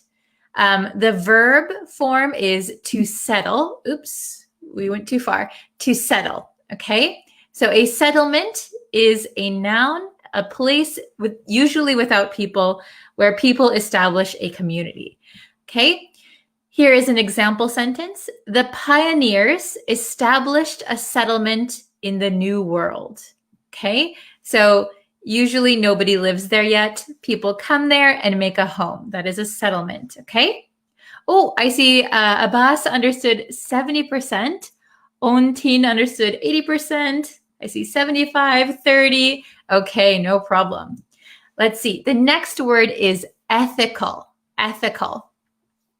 Ethical, the meaning is relating to beliefs about what is morally right or wrong.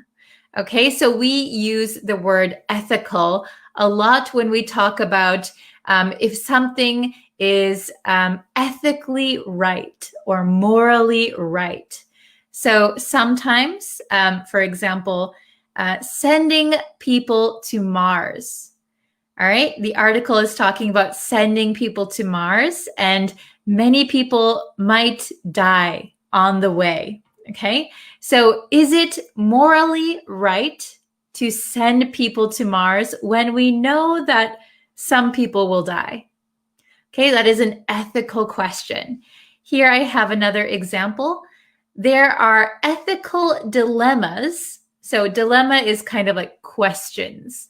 There are ethical dilemmas surrounding cloning. If you know what cloning is, you take somebody's DNA and you can make a copy of someone. That is cloning. So there are ethical dilemmas surrounding cloning. Okay, very good. Let's see. Let's go on to the next one. The next one is lethal. Lethal. Okay, lethal means able to cause death. Able to cause death. Okay, so they were talking about the atmosphere on Mars is lethal to humans. So if we went to Mars with no spacesuit, no oxygen, we would die. The atmosphere is lethal, okay? So here's an example. Snake bites can sometimes be lethal. So lethal is similar to fatal. Lethal, fatal, able to cause death, okay? Very good. All right. And then let's see. Literally is a difficult word because there is the original meaning, and then there's the meaning that we use in kind of daily life. Here we are talking about the original meaning of literally. So, literally means without exaggerating. So literally means exactly what you say. Okay? So here's my example. The man took it literally when I said I could eat a horse. So in English, when you say, "Oh, I'm so hungry, I could eat a horse," that is an exaggeration. It is an expression. I'm just really hungry. But if a man heard me saying that and they took it literally, they actually think I want to eat a horse. But I don't mean it literally. It's an expression. Okay, literally, without exaggerating, exactly how it is. Okay. And then we have clunky, clunky. So clunky means solid, heavy, and sometimes old-fashioned. Okay, so my old cell phone is really clunky. My old cell phone is really clunky. It was really big, kind of heavy, and it's kind of old-fashioned, right? It doesn't do as much as my current cell phone can do. It is clunky. Okay. Oh my gosh, we have an example here. I literally ate a crocodile alive. Oh my gosh. So that means you truly ate a crocodile alive. I don't know how you would do that. Wow. Okay. Very good. Oh, it's becoming voiceless or just me. Can you hear me all right? Is my microphone on? Hello, hello.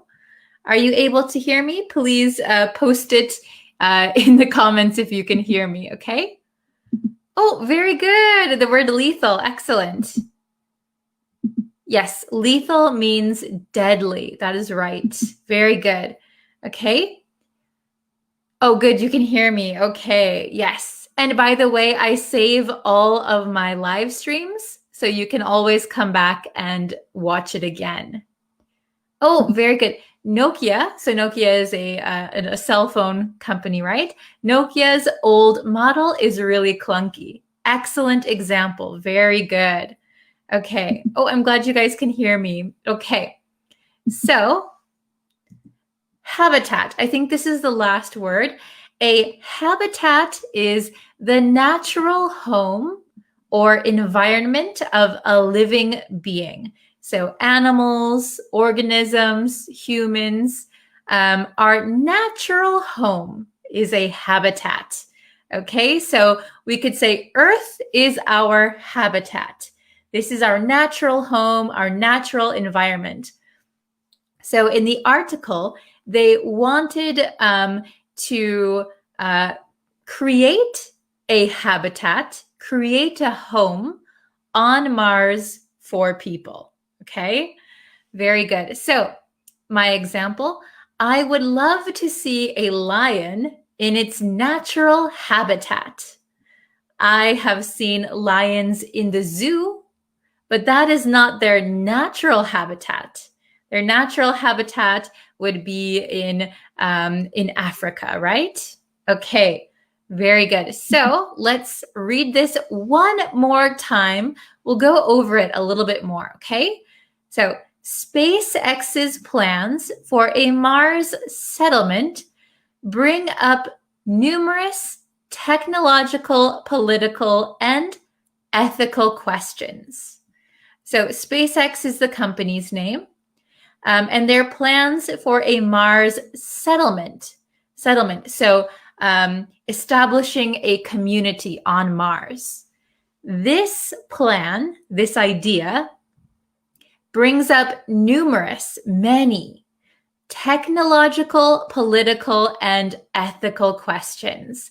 So if we're going to go to Mars, okay, technology, how are we going to go there? How are we going to get there?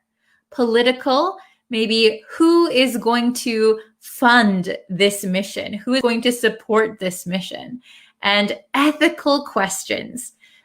People might die on the way. Is that okay? Morally, is it all right? Okay. Next sentence.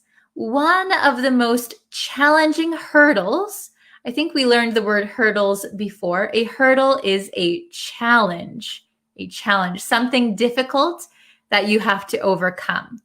One of the most challenging difficulties, hurdles, may also be financial. So money is a difficult thing.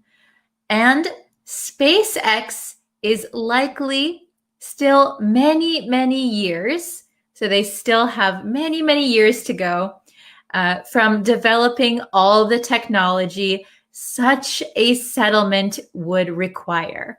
So if we want to make a community, a settlement on Mars, SpaceX needs to create that technology, and it is still likely that they are a long time away from making that kind of technology. Okay? Very good. This is a good one. A challenging challenge. Yes. A challenging hurdle. Yeah. Kind of repetitive. That is true. Okay. Let's see. Let's go to the next sentence. The planet is also an exceedingly lethal place to visit. So here that we have the word exceedingly, this just means very. The planet is also very deadly. It is a very deadly place to visit. It is an exceedingly lethal place to visit. Humans could be killed. So this is where our ethical question comes up. Is it morally right to send people there? So humans could be killed by radiation exposure. So on Mars, there is a lot of radiation. So radiation for humans is not good, right? Okay. And the planet's surface, the surface of the planet, is so low in atmospheric pressure. So on Earth, we have atmospheric pressure. There is some pressure on us from oxygen and the air. So on Mars, the surface is so low in atmospheric pressure that a person's blood, so the blood in your body, would literally, so this means actually, boil. Like if you boil a pot of water, our blood would boil if they were exposed to the elements. Here, elements means on Earth, the elements would be outside in nature. So in the rain, in the sun, in the snow, these are the elements. So if we go to Mars and we don't wear a spacesuit, we are exposed to the elements and our blood would literally boil, not figuratively, literally, actually. Okay, that means settlers, so these are the people who are making the settlement, making the community on Mars, would permanently, forever, need to live in airtight habitats. So airtight means that no air can get in or out. So a spaceship is airtight. They don't let any air in or out. Okay, I don't think there is any air in space, but they need to live in airtight habitats. Okay, or clunky spacesuits. So kind of big spacesuits that are heavy, a little bit old-fashioned, not like how we can wear clothes. They'd have to wear spacesuits and walk around. Very uncomfortable. Okay, to keep them alive. Okay, I'll read that sentence one more time. Try to understand it as I go. That means settlers would permanently need to live in airtight habitats or clunky spacesuits to keep them alive. Okay? NASA and others have been researching possible Mars habitats and survival methods for decades. Okay, so a very long time, NASA has been researching this. But there is no clearly defined path forward as of yet. Okay, so if we want to go to Mars, a lot more research has to be done. A lot more technology has to be developed. We have to answer the ethical questions. And there is still no clear path, all right? It is still up in the air, not decided if we can go or not. Okay, did everyone understand everything in this article? I'll bring myself back up. Okay, so Do you have any questions? If you have any questions, you can put it in the chat. Let's see. Oh, you have some interesting comments. Okay. Yes. Require equals need. Very good. Something is necessary. Very good. Very good. The scientists took the DNA from the apes and caused lethal. Is this ethical? Very good. So maybe the word lethal is an adjective. Okay. So the scientists took the DNA from apes and caused lethal injuries or lethal harm. Is this ethical? That is a good question. Very good. Okay.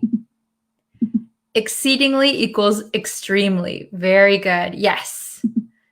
Will we ever live in Mars? So very good question. When we talk about planets, we say on. Okay. Will we ever live on Mars? That is a good question. I'm not sure. Maybe I heard a good argument that if we could go to Mars and create a settlement, why don't we fix Earth first, right? Fixing Earth sounds easier than going to Mars. Okay. I won't go to Mars. Oh, very good. Does anyone want to go to Mars? This drill is literally impossible. Very good. Very good. It's actually impossible. We cannot complete it. Okay. Good point. NASA is wasting money on researching that. Very interesting. Yeah. Okay. Oh, very good. Understood 100%. Excellent. I'm so glad to hear that. Very good. Let's see. The chat. What is the meaning of Mars? So Mars is a planet. I can show you a picture of Mars. I have my phone right here. This is Mars right here. This is Mars. This is a planet. I guess this is what it looks like on Mars. I think not so. Can you see that? A little bit difficult to see on camera, I think. But Mars is like a planet, but it has no, grass. It has no water, really. It looks very dry. Okay, very good. Let me just check my time. Okay, I think I have a few more minutes. Okay. Oh, I think I saw a question I wanted to answer. Is settlement and colony the same? Please tell me. So settlement and I think you mentioned colonization a little bit earlier. So generally a settlement is when people create a community where nobody lived yet. So an open place, right? That is free to take. Colonization is taking land or taking a city or town from the people who already live there. That would be colonization. Okay, so like what the British did when they came over to America. There were indigenous people, but they colonized, they colonized the US. Very good. Okay, let's see. Oh, clunky, lethal, settlement. All good new words that I got now. Very good. I'm so glad. Okay. Okay. Dear teacher, I'm afraid I have to leave now. No worries. Thank you for joining the lesson. We're almost about to wrap up, I think. Very good. Let's see. Okay. So, oh, this is a good one. I share your point of view. I prefer that they fix Earth before looking to settle anywhere else. Very good. I'm glad you agree with my point. Okay. Oh, can I describe someone's steps as clunky? Yes, you can. So if somebody is wearing, if you said that somebody's steps are clunky, it sounds like their steps are quite heavy. So maybe they're wearing like big shoes or heavy shoes and clunk, clunk, clunk, clunk. You could call them clunky. Very good. Okay, so I think I'm going to end the lesson here today. Thank you guys so much for watching. I will leave the live stream up so you'll be able to see it anytime. And yes, I'll be back on YouTube a little later and Facebook. So please subscribe to me on YouTube and like the Facebook page, and I will see you over there. Thank you guys so much, and I will see you very soon. Bye, everyone. Hello, everyone. Oh, hello. Thank you guys for waiting. Hello, Muhibullah. Hello, Nasir. Hello, Mary. Hello. Welcome. And I'm glad that you are all here. So okay, I'm just going to set up my page really quick. Okay. So today we're going to do advanced vocabulary. Advanced vocabulary. So I'm going to give you 3 words today that we will look at the definition, the part of speech, and we're going to do some exercises so that you can remember how to use these words. Okay. Hello, Muhammad. Hello. Oh, we have 10 people in here. Wow. Thank you. I always don't give enough warning time. I'm sorry about that. Okay. So we're going to go over 3 advanced vocabulary words, okay? Oh, okay. So should I say Kurshi? Is that how you say your name? It's always difficult. Okay. Hello, Joy. Hello, Sinhels. Hello, Saya. Okay. Hello, hello. Let's start. Okay. So I'm sorry again about this lighting. It's very orange. Okay. So I'm going to share my screen and we'll look at it together. Oops, am I too small there? I think that's okay. Okay, so we're going to be looking at advanced vocabulary. Oh, hello, Eileen. Hello, Agam. Okay, very good. So, advanced vocabulary. Let's take a look. Okay, so the first one is procrastinate. Procrastinate. Oh, thank you. Hello, hello. It's your first time to join the live lesson. Awesome. Okay, welcome. So this word is procrastinate. Procrastinate. This is a very, very good word. Okay, so let's see. Procrastinate means what? Does anybody know what procrastinate means? Procrastinate means, well, it's a verb. It is a verb, and it means to delay or postpone an action or to put off doing something. To put off doing something. So this also might be a new expression for you. So to procrastinate, okay? So to delay or postpone an action, it's usually something that you have to do. However, you keep putting it off, and you don't want to do it. So you keep saying, oh, I'll do it later. Another way is to say to put off doing something. Okay, is this a new word for anyone? Very good. Yes, forwarding the work. Yes, very good. So it means that, putting something off. So we say to put off, so to procrastinate. So I'll give you an example. If I hadn't procrastinated this morning, I'd already be done with my chores. So this is kind of a sentence of regret, right? If I hadn't procrastinated this morning, I'd already be done with my chores. So if you don't know, chores means like household work. So for example, doing laundry, doing the dishes, vacuuming the floor. So if I hadn't procrastinated, so if I hadn't kept putting off what I was supposed to do, I'd already be done with my chores, okay? Oh, very good. Let's see. Let's see your Agam, very good.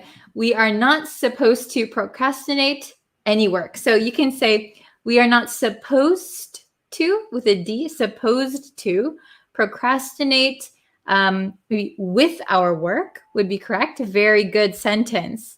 Okay, so procrastinate. I sometimes procrastinate when I have a lot of work to do. So instead of getting up early and doing my work, I keep saying, oh, I'll do it later. I'll do it later. I'll do it later. Oh my gosh, my doorbell rang, but I can't answer it because I'm live right now.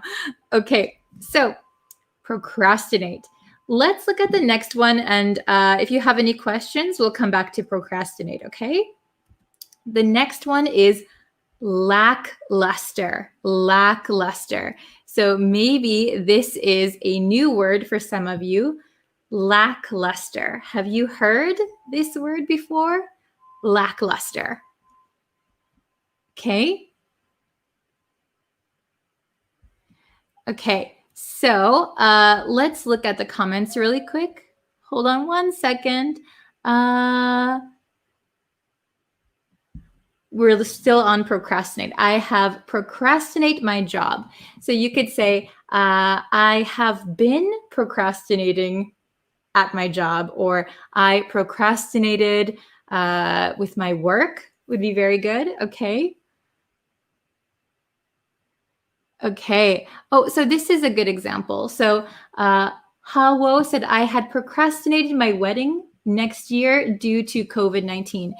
So this one actually, procrastinate is an action that we do when we don't want to do something. We're kind of lazy.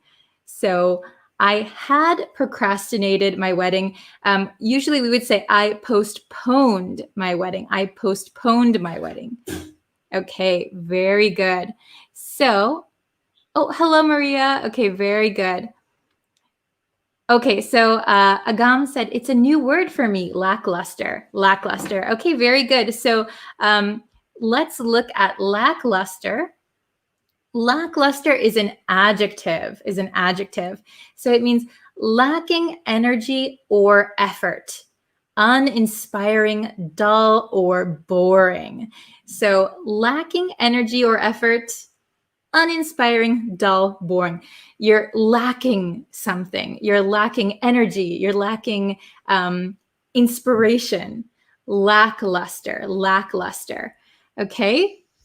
Oh, hello. Thank you for joining. So the next example is, I had high expectations, but in the end, it was a lackluster performance. I had high expectations, but in the end, it was a lackluster performance.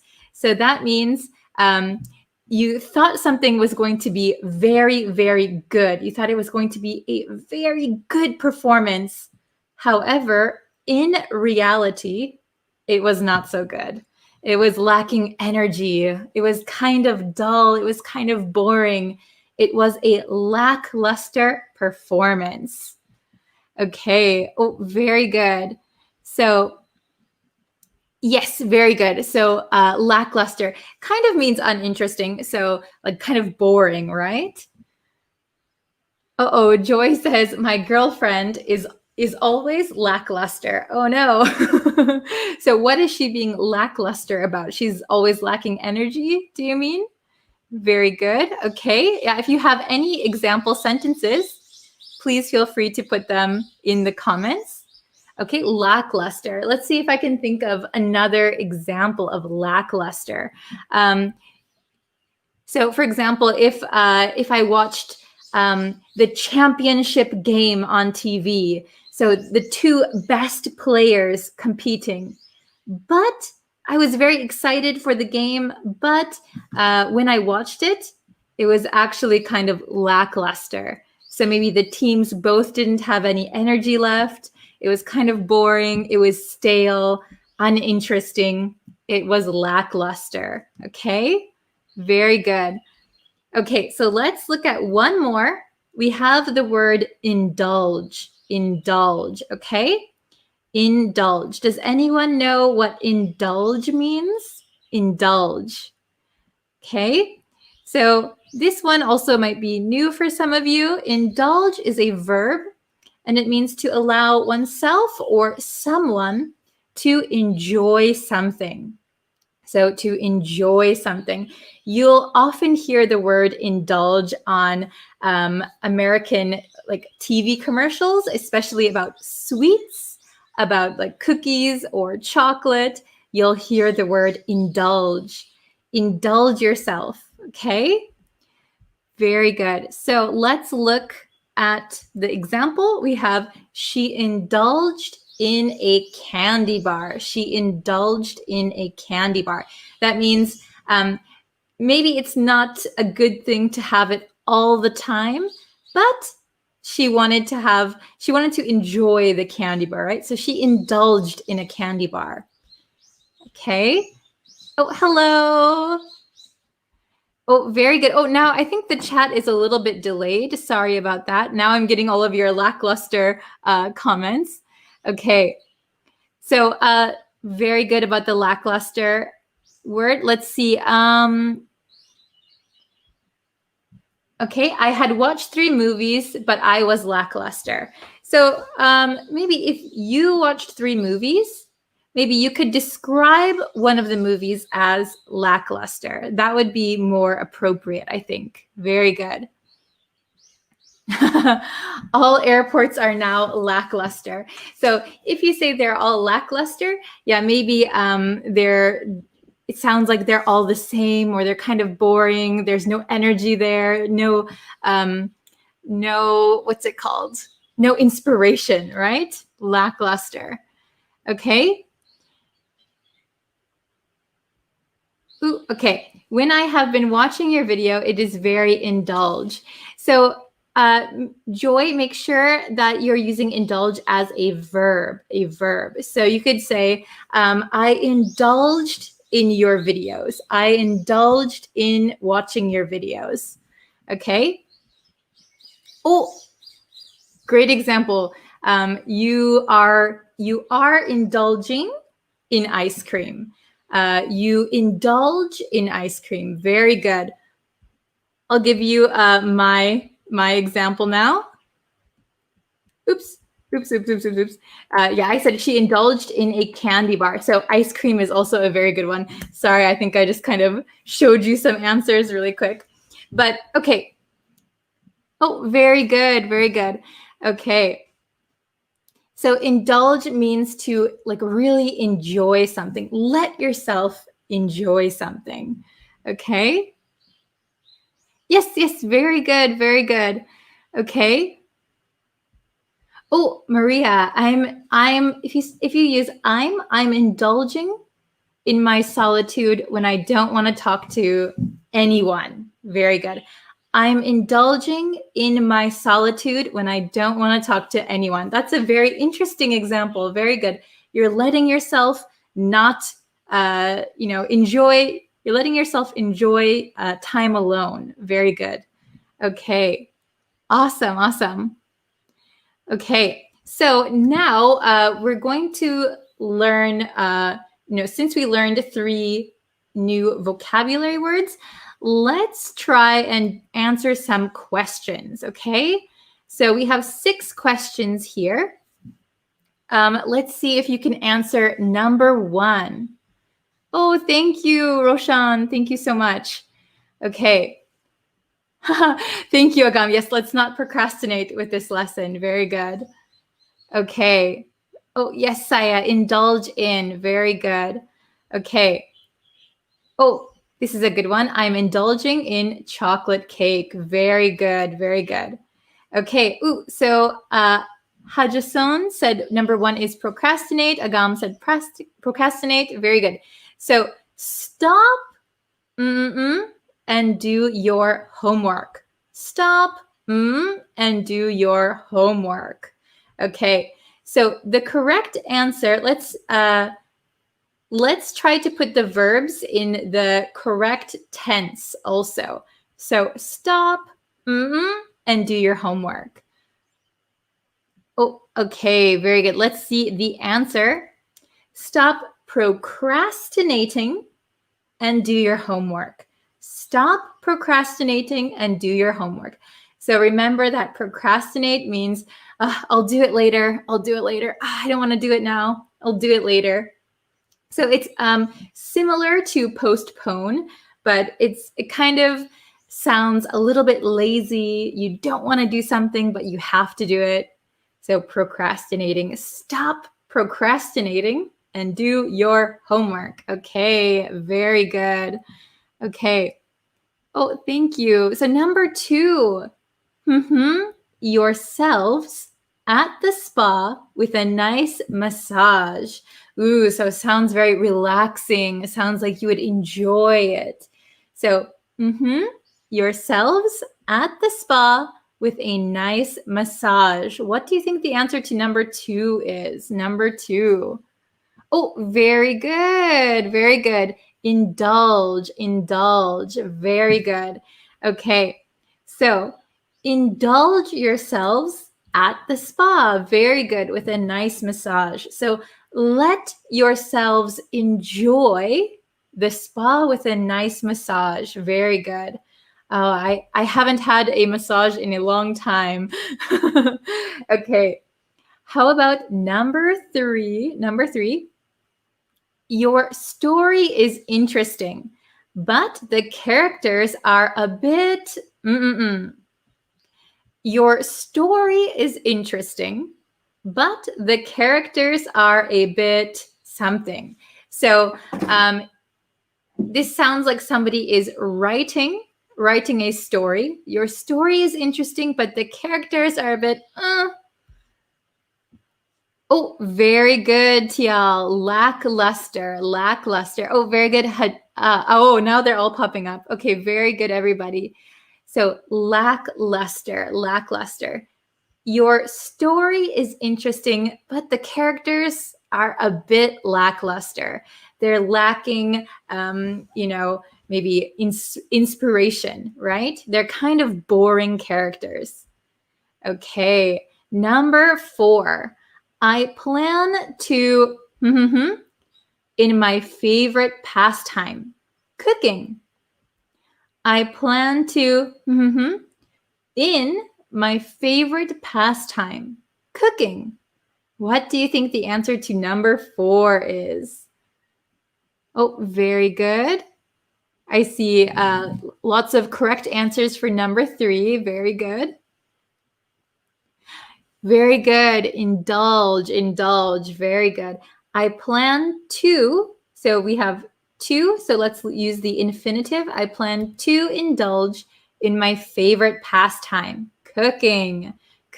So if you really enjoy cooking, you can indulge in it, right? You can really enjoy it.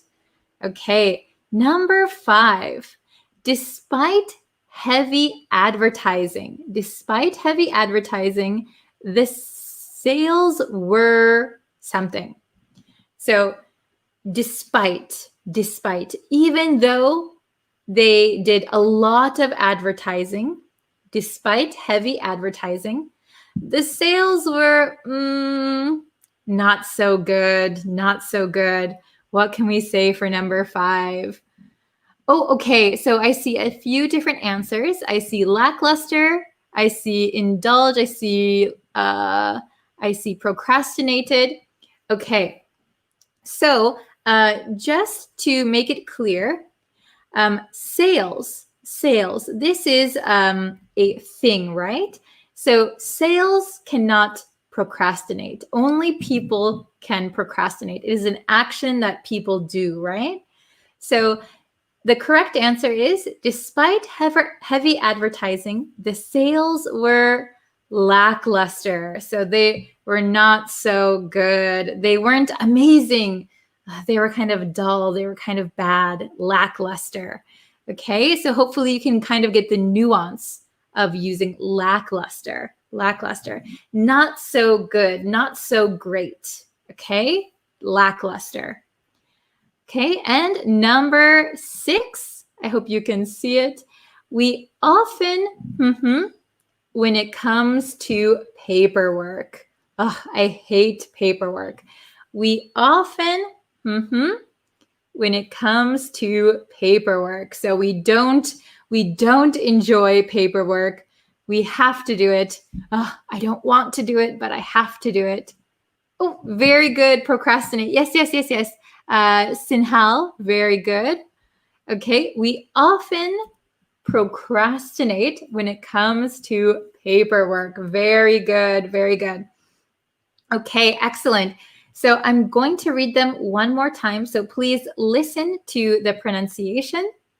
Okay, stop procrastinating and do your homework. Stop procrastinating and do your homework. Okay. Indulge yourselves at the spa with a nice massage. Indulge yourselves at the spa with a nice massage. Number 3, your story is interesting, but the characters are a bit lackluster. Your story is interesting, but the characters are a bit lackluster. Number 4, I plan to indulge in my favorite pastime, cooking. I plan to indulge in my favorite pastime, cooking. Number 5, despite heavy advertising, the sales were lackluster. Despite heavy advertising, the sales were lackluster. Okay, number 6, we often procrastinate when it comes to paperwork. We often procrastinate when it comes to paperwork. Okay, very good, everybody. Awesome. Okay, whoa, so orange here. Oh my goodness. Okay, so yes. Oh, very good. I see all the correct answers. Awesome. So yes, we learned 3 new advanced vocabulary words. So I hope that you can use them next time when you speak in English. Try to use them next time. Oh, very good. I'm glad you could understand. Thank you so much. So, okay. Let's see. Teacher Bree, I have a question. Why have ing in number 1? Could you please explain it? Oh, very good question. So, I'll put it back up here. Okay. So here, number 1, stop procrastinating and do your homework. So here we would say procrastinating because somebody is currently actively procrastinating. So for example, if someone is running, we would say stop running, stop running. If somebody is eating, stop eating. Okay, because the action is currently happening. So we use ing. So stop talking, stop laughing, stop procrastinating, and do your homework. So it is happening right now. Okay, does that make sense? Oh, okay. So let's see. Procrastination is like an excuse. So it's not like an excuse. Maybe you have no excuse. Oh, I'll put myself back up here. So procrastination, you don't really have an excuse. You just don't want to do it. So you just put it off. So we would say like, oh, I'll do it later. I'll do it tomorrow. I'll do it next week. So you just keep kind of postponing. The action of postponing something because you don't want to do it is called procrastinating. Postponing because you don't want to do something. Okay, does that make sense? Oh, thank you very much. Okay, so Agam said, don't indulge in fighting with your neighbor. Yeah, I hope you don't indulge in fighting with your neighbor. Good sentence. So it means that maybe you would enjoy fighting with your neighbor, right? So don't fight with your neighbor. Very good. Okay. Okay, I hope it was understandable. I hope you all can use these 3 words next time when you speak in English. And again, I'm really sorry for this crazy lighting. I live in Japan, so it gets dark really quickly here, and all I have is like this orange light that's above me. So hopefully next time it'll be less orange for you. Okay. Okay, very good. So let's see. Meaning of probe. Meaning of probe. I'm not sure what did I have probe in here?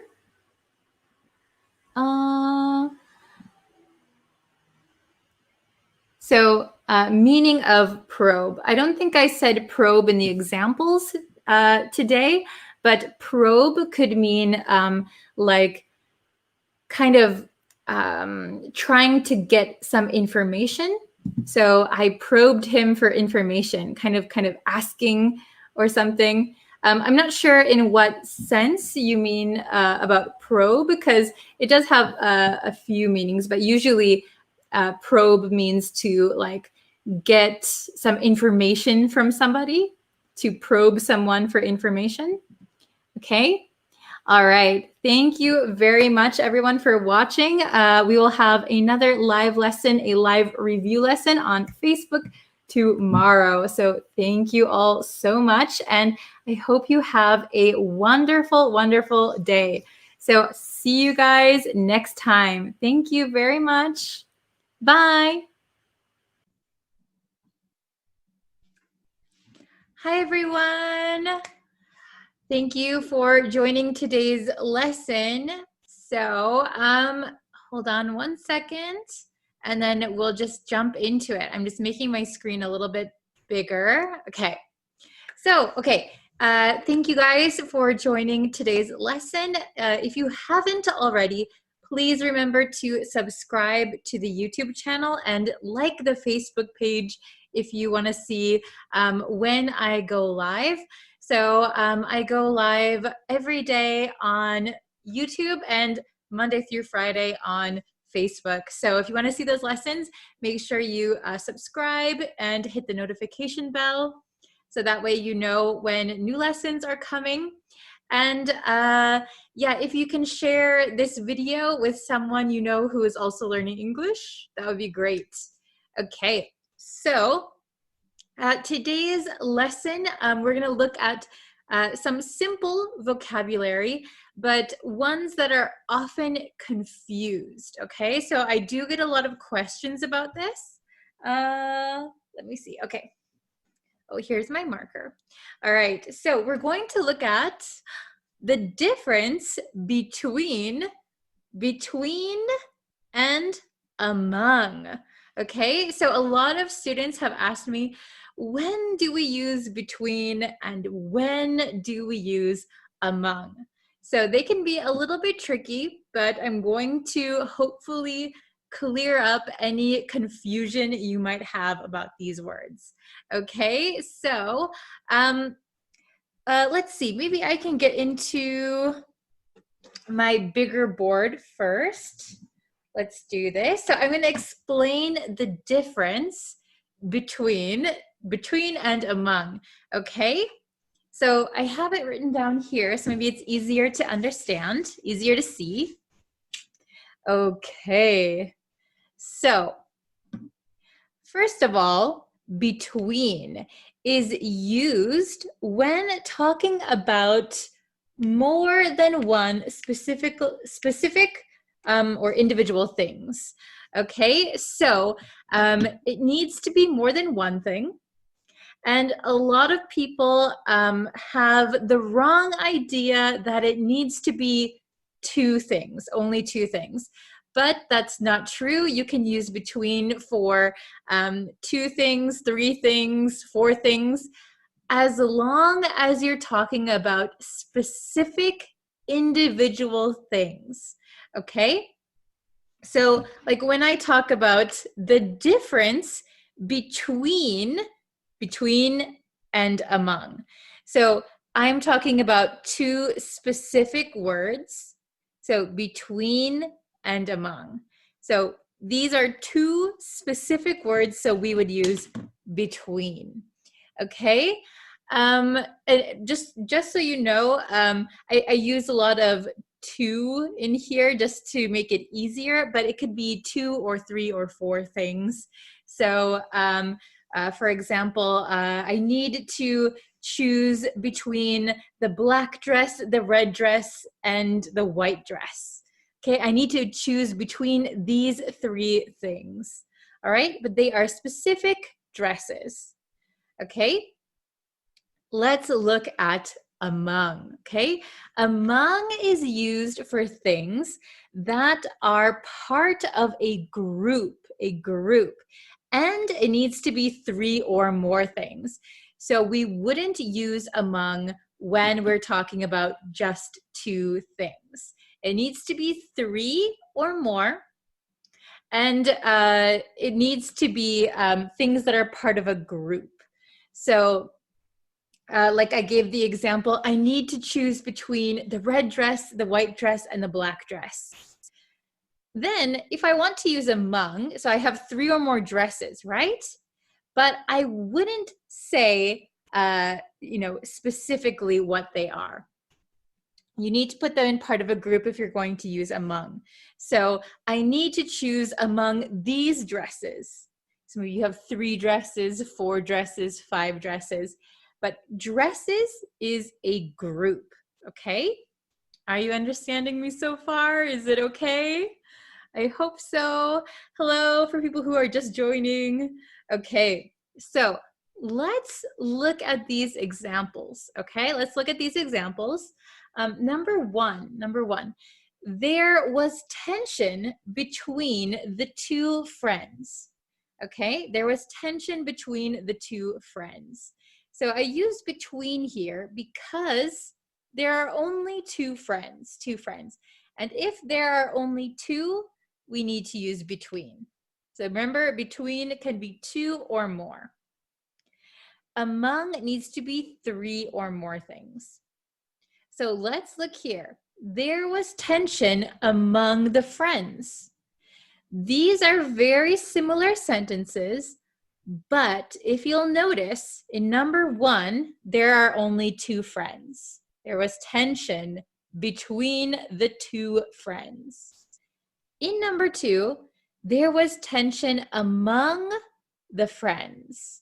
So among the friends implies that there are more than 2 friends. So maybe there are 3 friends, 4 friends, 5 friends, but more than 2. Okay? Very good, very good. All right, let's look at number 3. Okay, number 3. Stand between those 2 trees. So this between here, we can use between for spatial distance, right? So you will be in the middle of something. So I'm standing between my friends. So maybe you have a friend here, you are in the middle, and you have another friend. You are between them, okay? You are in the middle. Let's look at number 4. The cat was hidden among the crowd. Among the crowd. So a crowd is a group of many people, right? So a group, so this is good for using among. And also, the cat was hidden among the crowd. So this among is like you are kind of surrounded by people, right? Among the crowd. So there's a cat and then surrounded by many, many people, okay? So there's a difference. So if I say stand between the trees, you're standing in the middle of the trees, right? If I say walk among the trees, that means walk and you will be surrounded by trees, okay?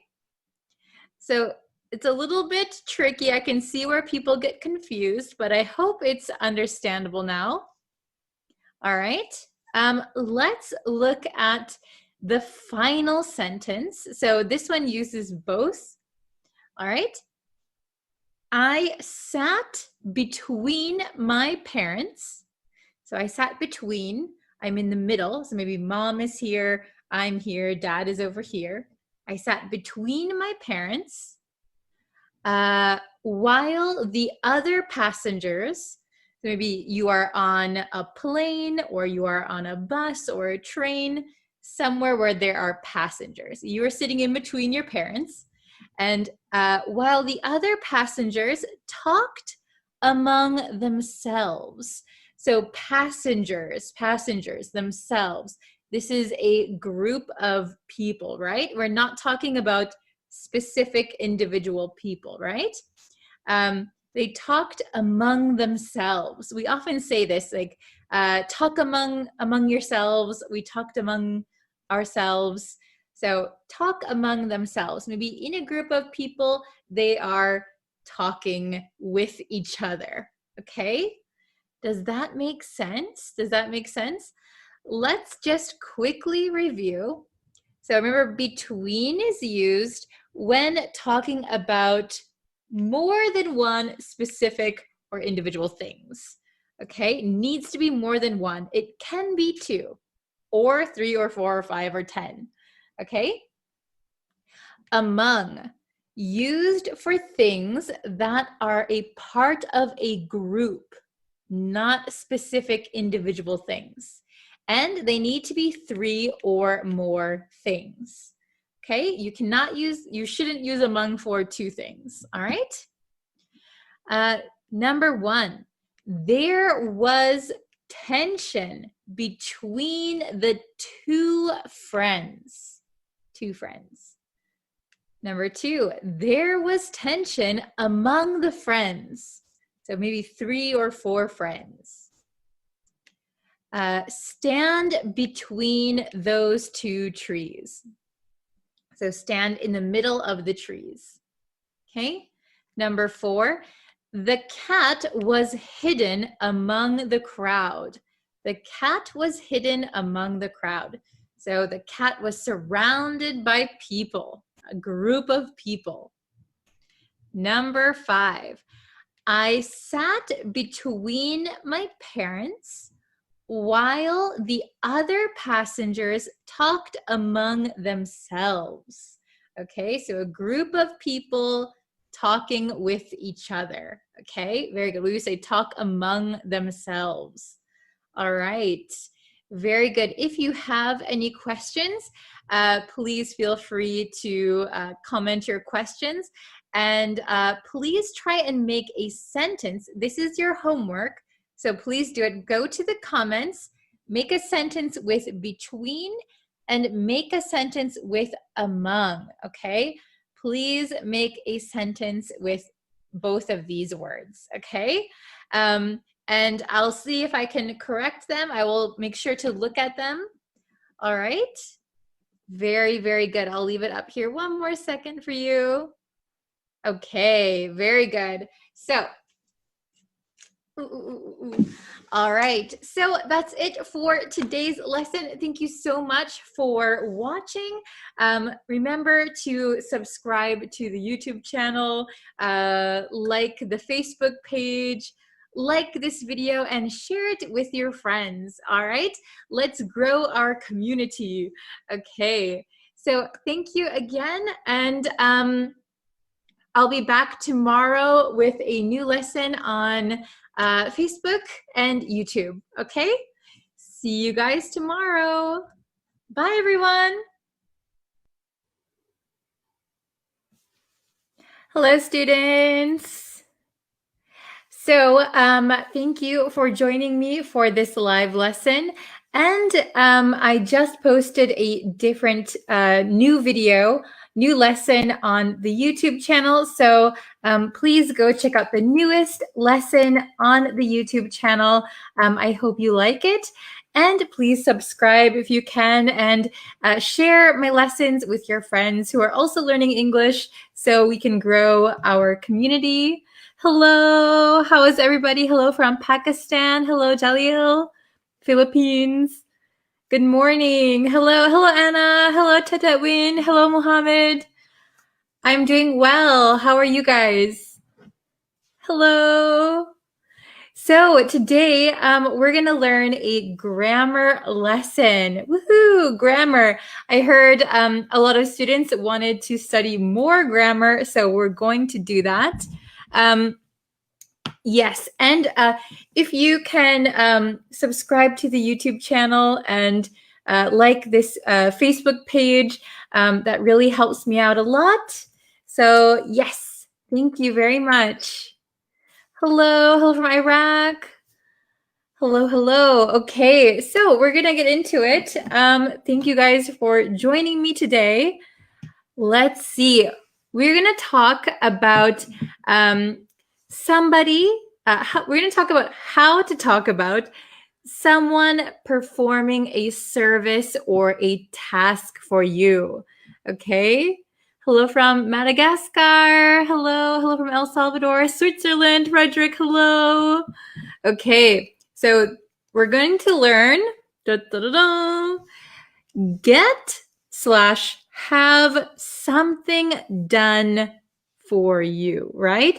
So somebody is going to do a service or perform a task for you. Okay. Oh, thank you so much. Win is a very good student. Before starting your live lesson, I studied your previous lessons. Thank you. That's a good way to study, going back and reviewing. Oh, Anna, Neck of the Woods is the YouTube lesson today. Yes, it is. Very good. Thank you for letting everyone know. Okay, so get or have something done. So when we use this grammar, we're going to use get or have. And have, I think, is a little bit more formal. And I think you're going to hear get more often in conversation. Get is more, I can't talk. Get is more commonly used. Okay. I'm trying to read the comments and talk at the same time. Very difficult. Okay. So then we're going to use the object. So wherever we are having done or getting done, object, and then we're going to have the past participle. Okay, so you need to know the past participle of whatever you're talking about. Okay, so get or have plus an object plus the past participle. Okay.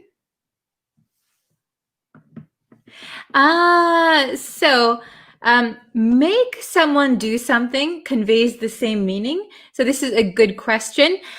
So when you make someone do something, it sounds like you are kind of forcing them. Maybe they don't want to do it, but you are making them do it. However, get or have sounds like you are maybe paying someone to do something. It could also mean that you're just asking them to do something for you. Okay, but make someone do something is a little bit more forceful. Okay, hello to Sylvia, hello. Okay, so let's see. I have just the grammar written out here. Okay, so we have 4 sentences where the person is doing the thing. We're going to change these to mean that somebody else is doing it for them. Okay, so get or have plus the object plus past participle. Okay, so we're going to change these sentences. We're going to write it 2 ways. We're going to write one sentence with get and one sentence with have. Okay, so we're going to need to change the tenses. So each one is going to use a different tense. Okay, very good. Okay, So if you have questions, I'll try and go back at the end and answer them. Okay? So if you have questions, please keep your questions and then I'll try and answer them at the end of the lesson. Okay? So let's look at number 1 and then let's see if it's more understandable. So let's do number 1 together. She cuts her hair. So if you say she cuts her hair, you're talking about she cuts her own hair. So she does it. But we want to say that she doesn't cut her own hair. She goes to a hair salon, or her mother does it for her. Somebody else cuts her hair. Okay? Oh, very good. I see Anna's answered it. Ali Amar, good job. Okay, so let's do get first and then we'll write the have, okay? So let's look at this sentence. Let's look at the tense, right? She cuts her hair. So we're going to change this to she. Oh, I see a lot of correct answers. Very good, Frederick. She gets. We're going to match our tense here. So she cuts, she gets.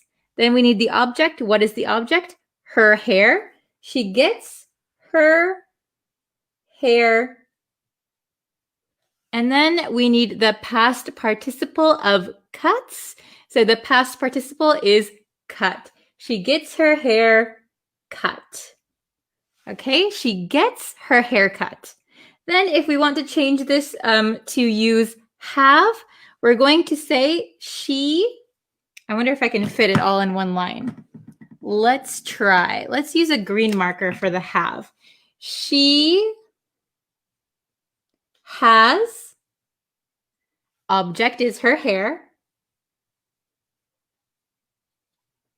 And then we need a past participle. We said cut. Okay, so it kind of fits. So can you see all that? Okay. Let me get on the screen too. She cuts her hair. So that means that she does it herself, but we want to say somebody else does it for her. She gets her hair cut, or she has her hair cut. Okay, she has her hair cut or she gets her hair cut. Yes, very good, Anna. Good job. Okay, so let's try with number 2. Are you understanding it a little bit more? Number 2. He mowed the lawn. He mowed the lawn. Oh, very good job, Min. He mowed the lawn. So, to mow means to cut grass. And the lawn is usually grass in front of your house or behind your house, like a yard. Oh, very good. I see Anna, Tatwin, good job. Okay, so he mowed the lawn with get, and then we'll do with have. So he asked somebody else to do it for him. Okay, so I'll try to write a little bit smaller so we can fit it on. He mowed is in the past tense. You can see past tense mowed. So we're going to change get to got. He got, object is the lawn. He got the lawn mowed. He got the lawn mowed. He got the lawn mowed. Okay. Awesome. Yes. Oh, very good. Okay. And with have, let's see, who can get it right? Oh, DeSylvia, good job. Yes, so we're going to use have, and we need to change it to the past tense. So he had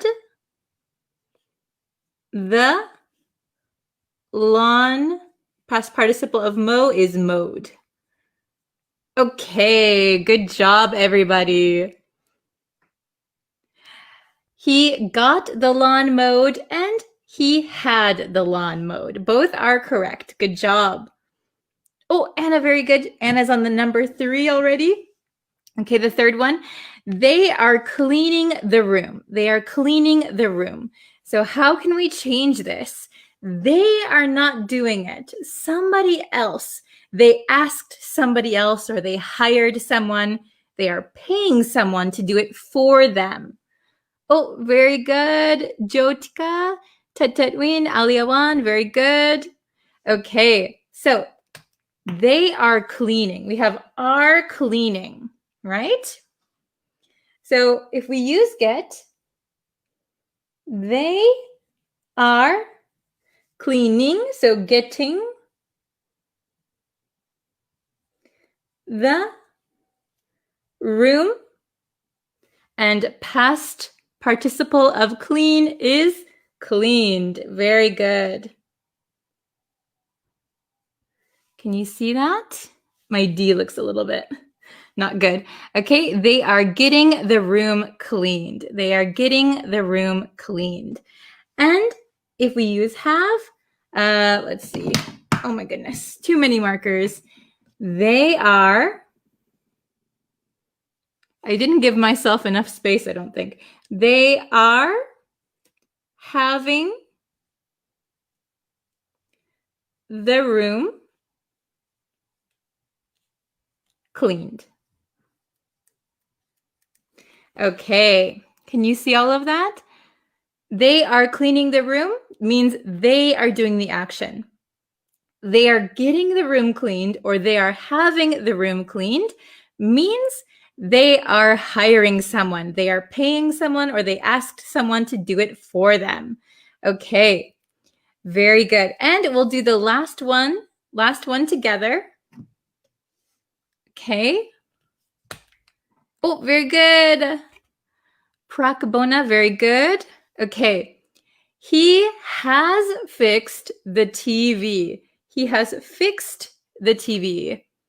Ooh, he has fixed the TV. Oh, Alioan, very good. Anna, good job. Okay. Yes. So maybe I will make it short here. I'll write it a little bit short. Oops, can you see?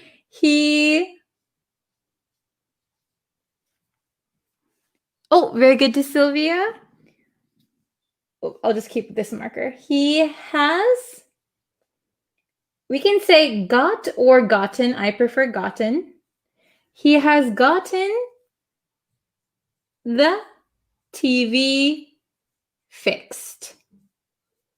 Okay, and I will write, I'm just going to write underneath it so I don't have to write the whole sentence again. He has had the TV fixed. Oh, very good. I see a lot of correct answers. Good job. Yes, Aliawan, very good, very good. Okay, he has gotten the TV fixed or he has had the TV fixed. Very good. So just remember, this grammar is used to talk about someone else doing a service for you or for someone.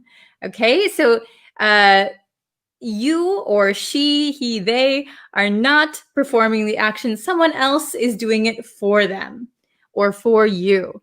Okay, so she gets her haircut. She has her haircut.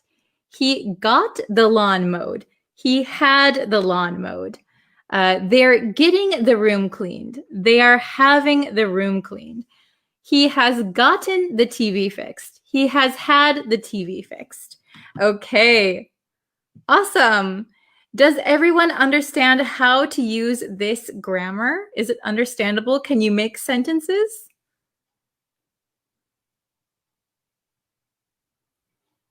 Okay, so remember, it doesn't change the meaning. Get or have, they both mean the same thing. Have is just a little bit more formal. And I think, in my opinion, that get is more commonly used in conversation. So you'll hear get more. Okay. Okay. So why did you write gotten, not got? So both are correct, actually. The past participle of get can be got or gotten. He has got the TV fixed. He has gotten the TV fixed. Both are okay.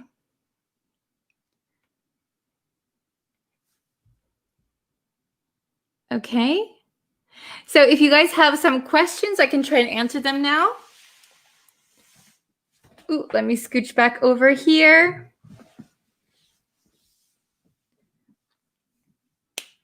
Okay. I have my motor cleaned. Yes, very good. So that means that you ask someone else to do it or you hire someone to do it. Very, very good.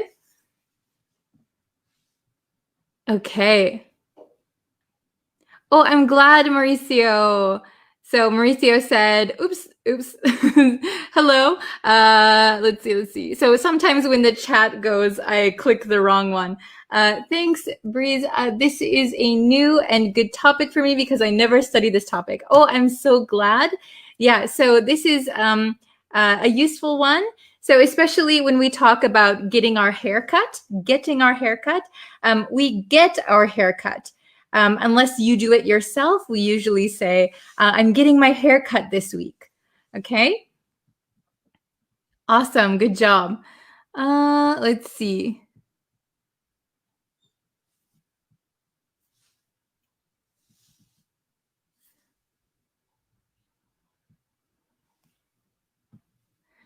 Okay. Oops.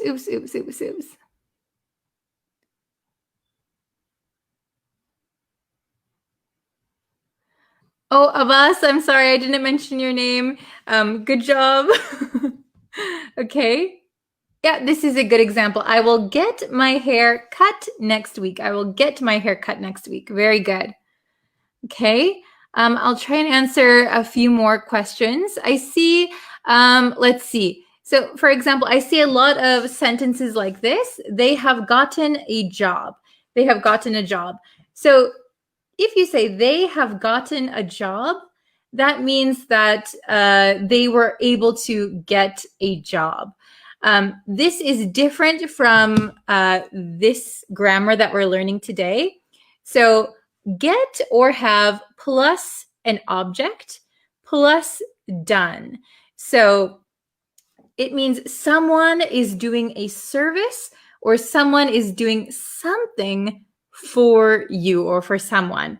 Okay. So for example, my windows. If I clean my windows, I could say I cleaned my windows. But I asked my sister, can you clean the windows for me? She cleaned the windows. So I could say, I got my windows cleaned. I got my windows cleaned. So it means somebody did it for me. So in this case, my sister did it. Okay? Good job.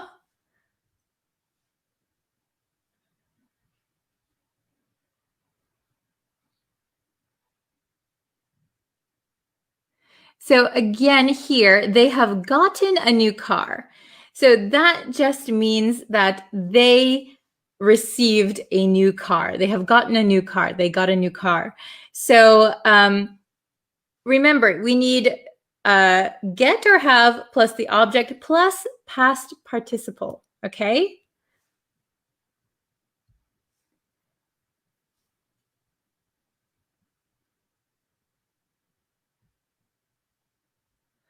Cause and get something done, are they the same? So, I'm so sorry about this light all of a sudden. Okay, cause, I think you're asking cause something to be done. So if you cause something to be done, that means the subject is the thing that caused it to be done. In this case, what we're talking about here, get something done means that there is a third party who did the task. Okay, I hope that makes sense. I hope that answered your question, Devashka. Okay. Let's see.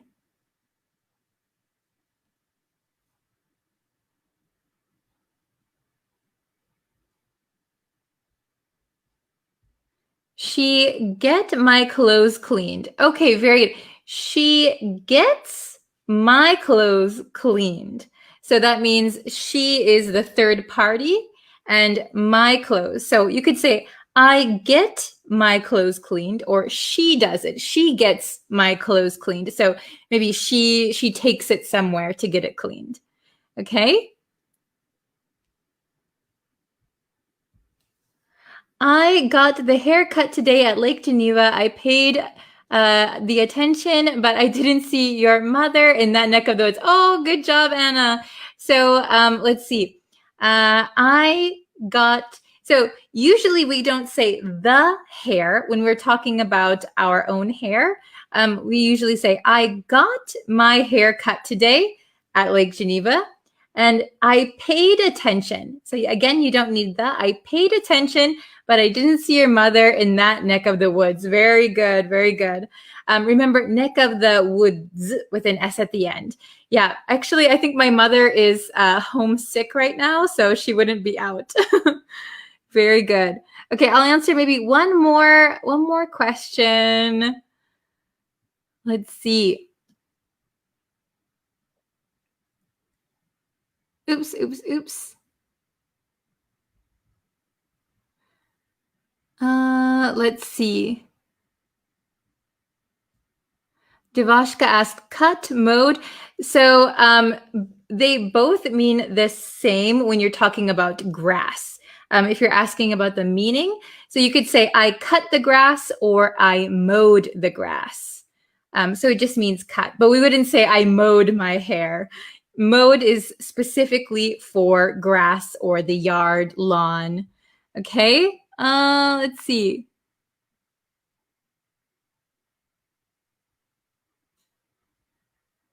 Let's see. I'll do one more.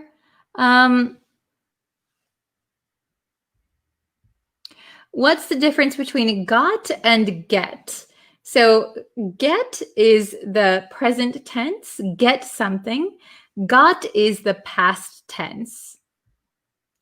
Oh, this is a good one. I get coffee made. I get coffee made.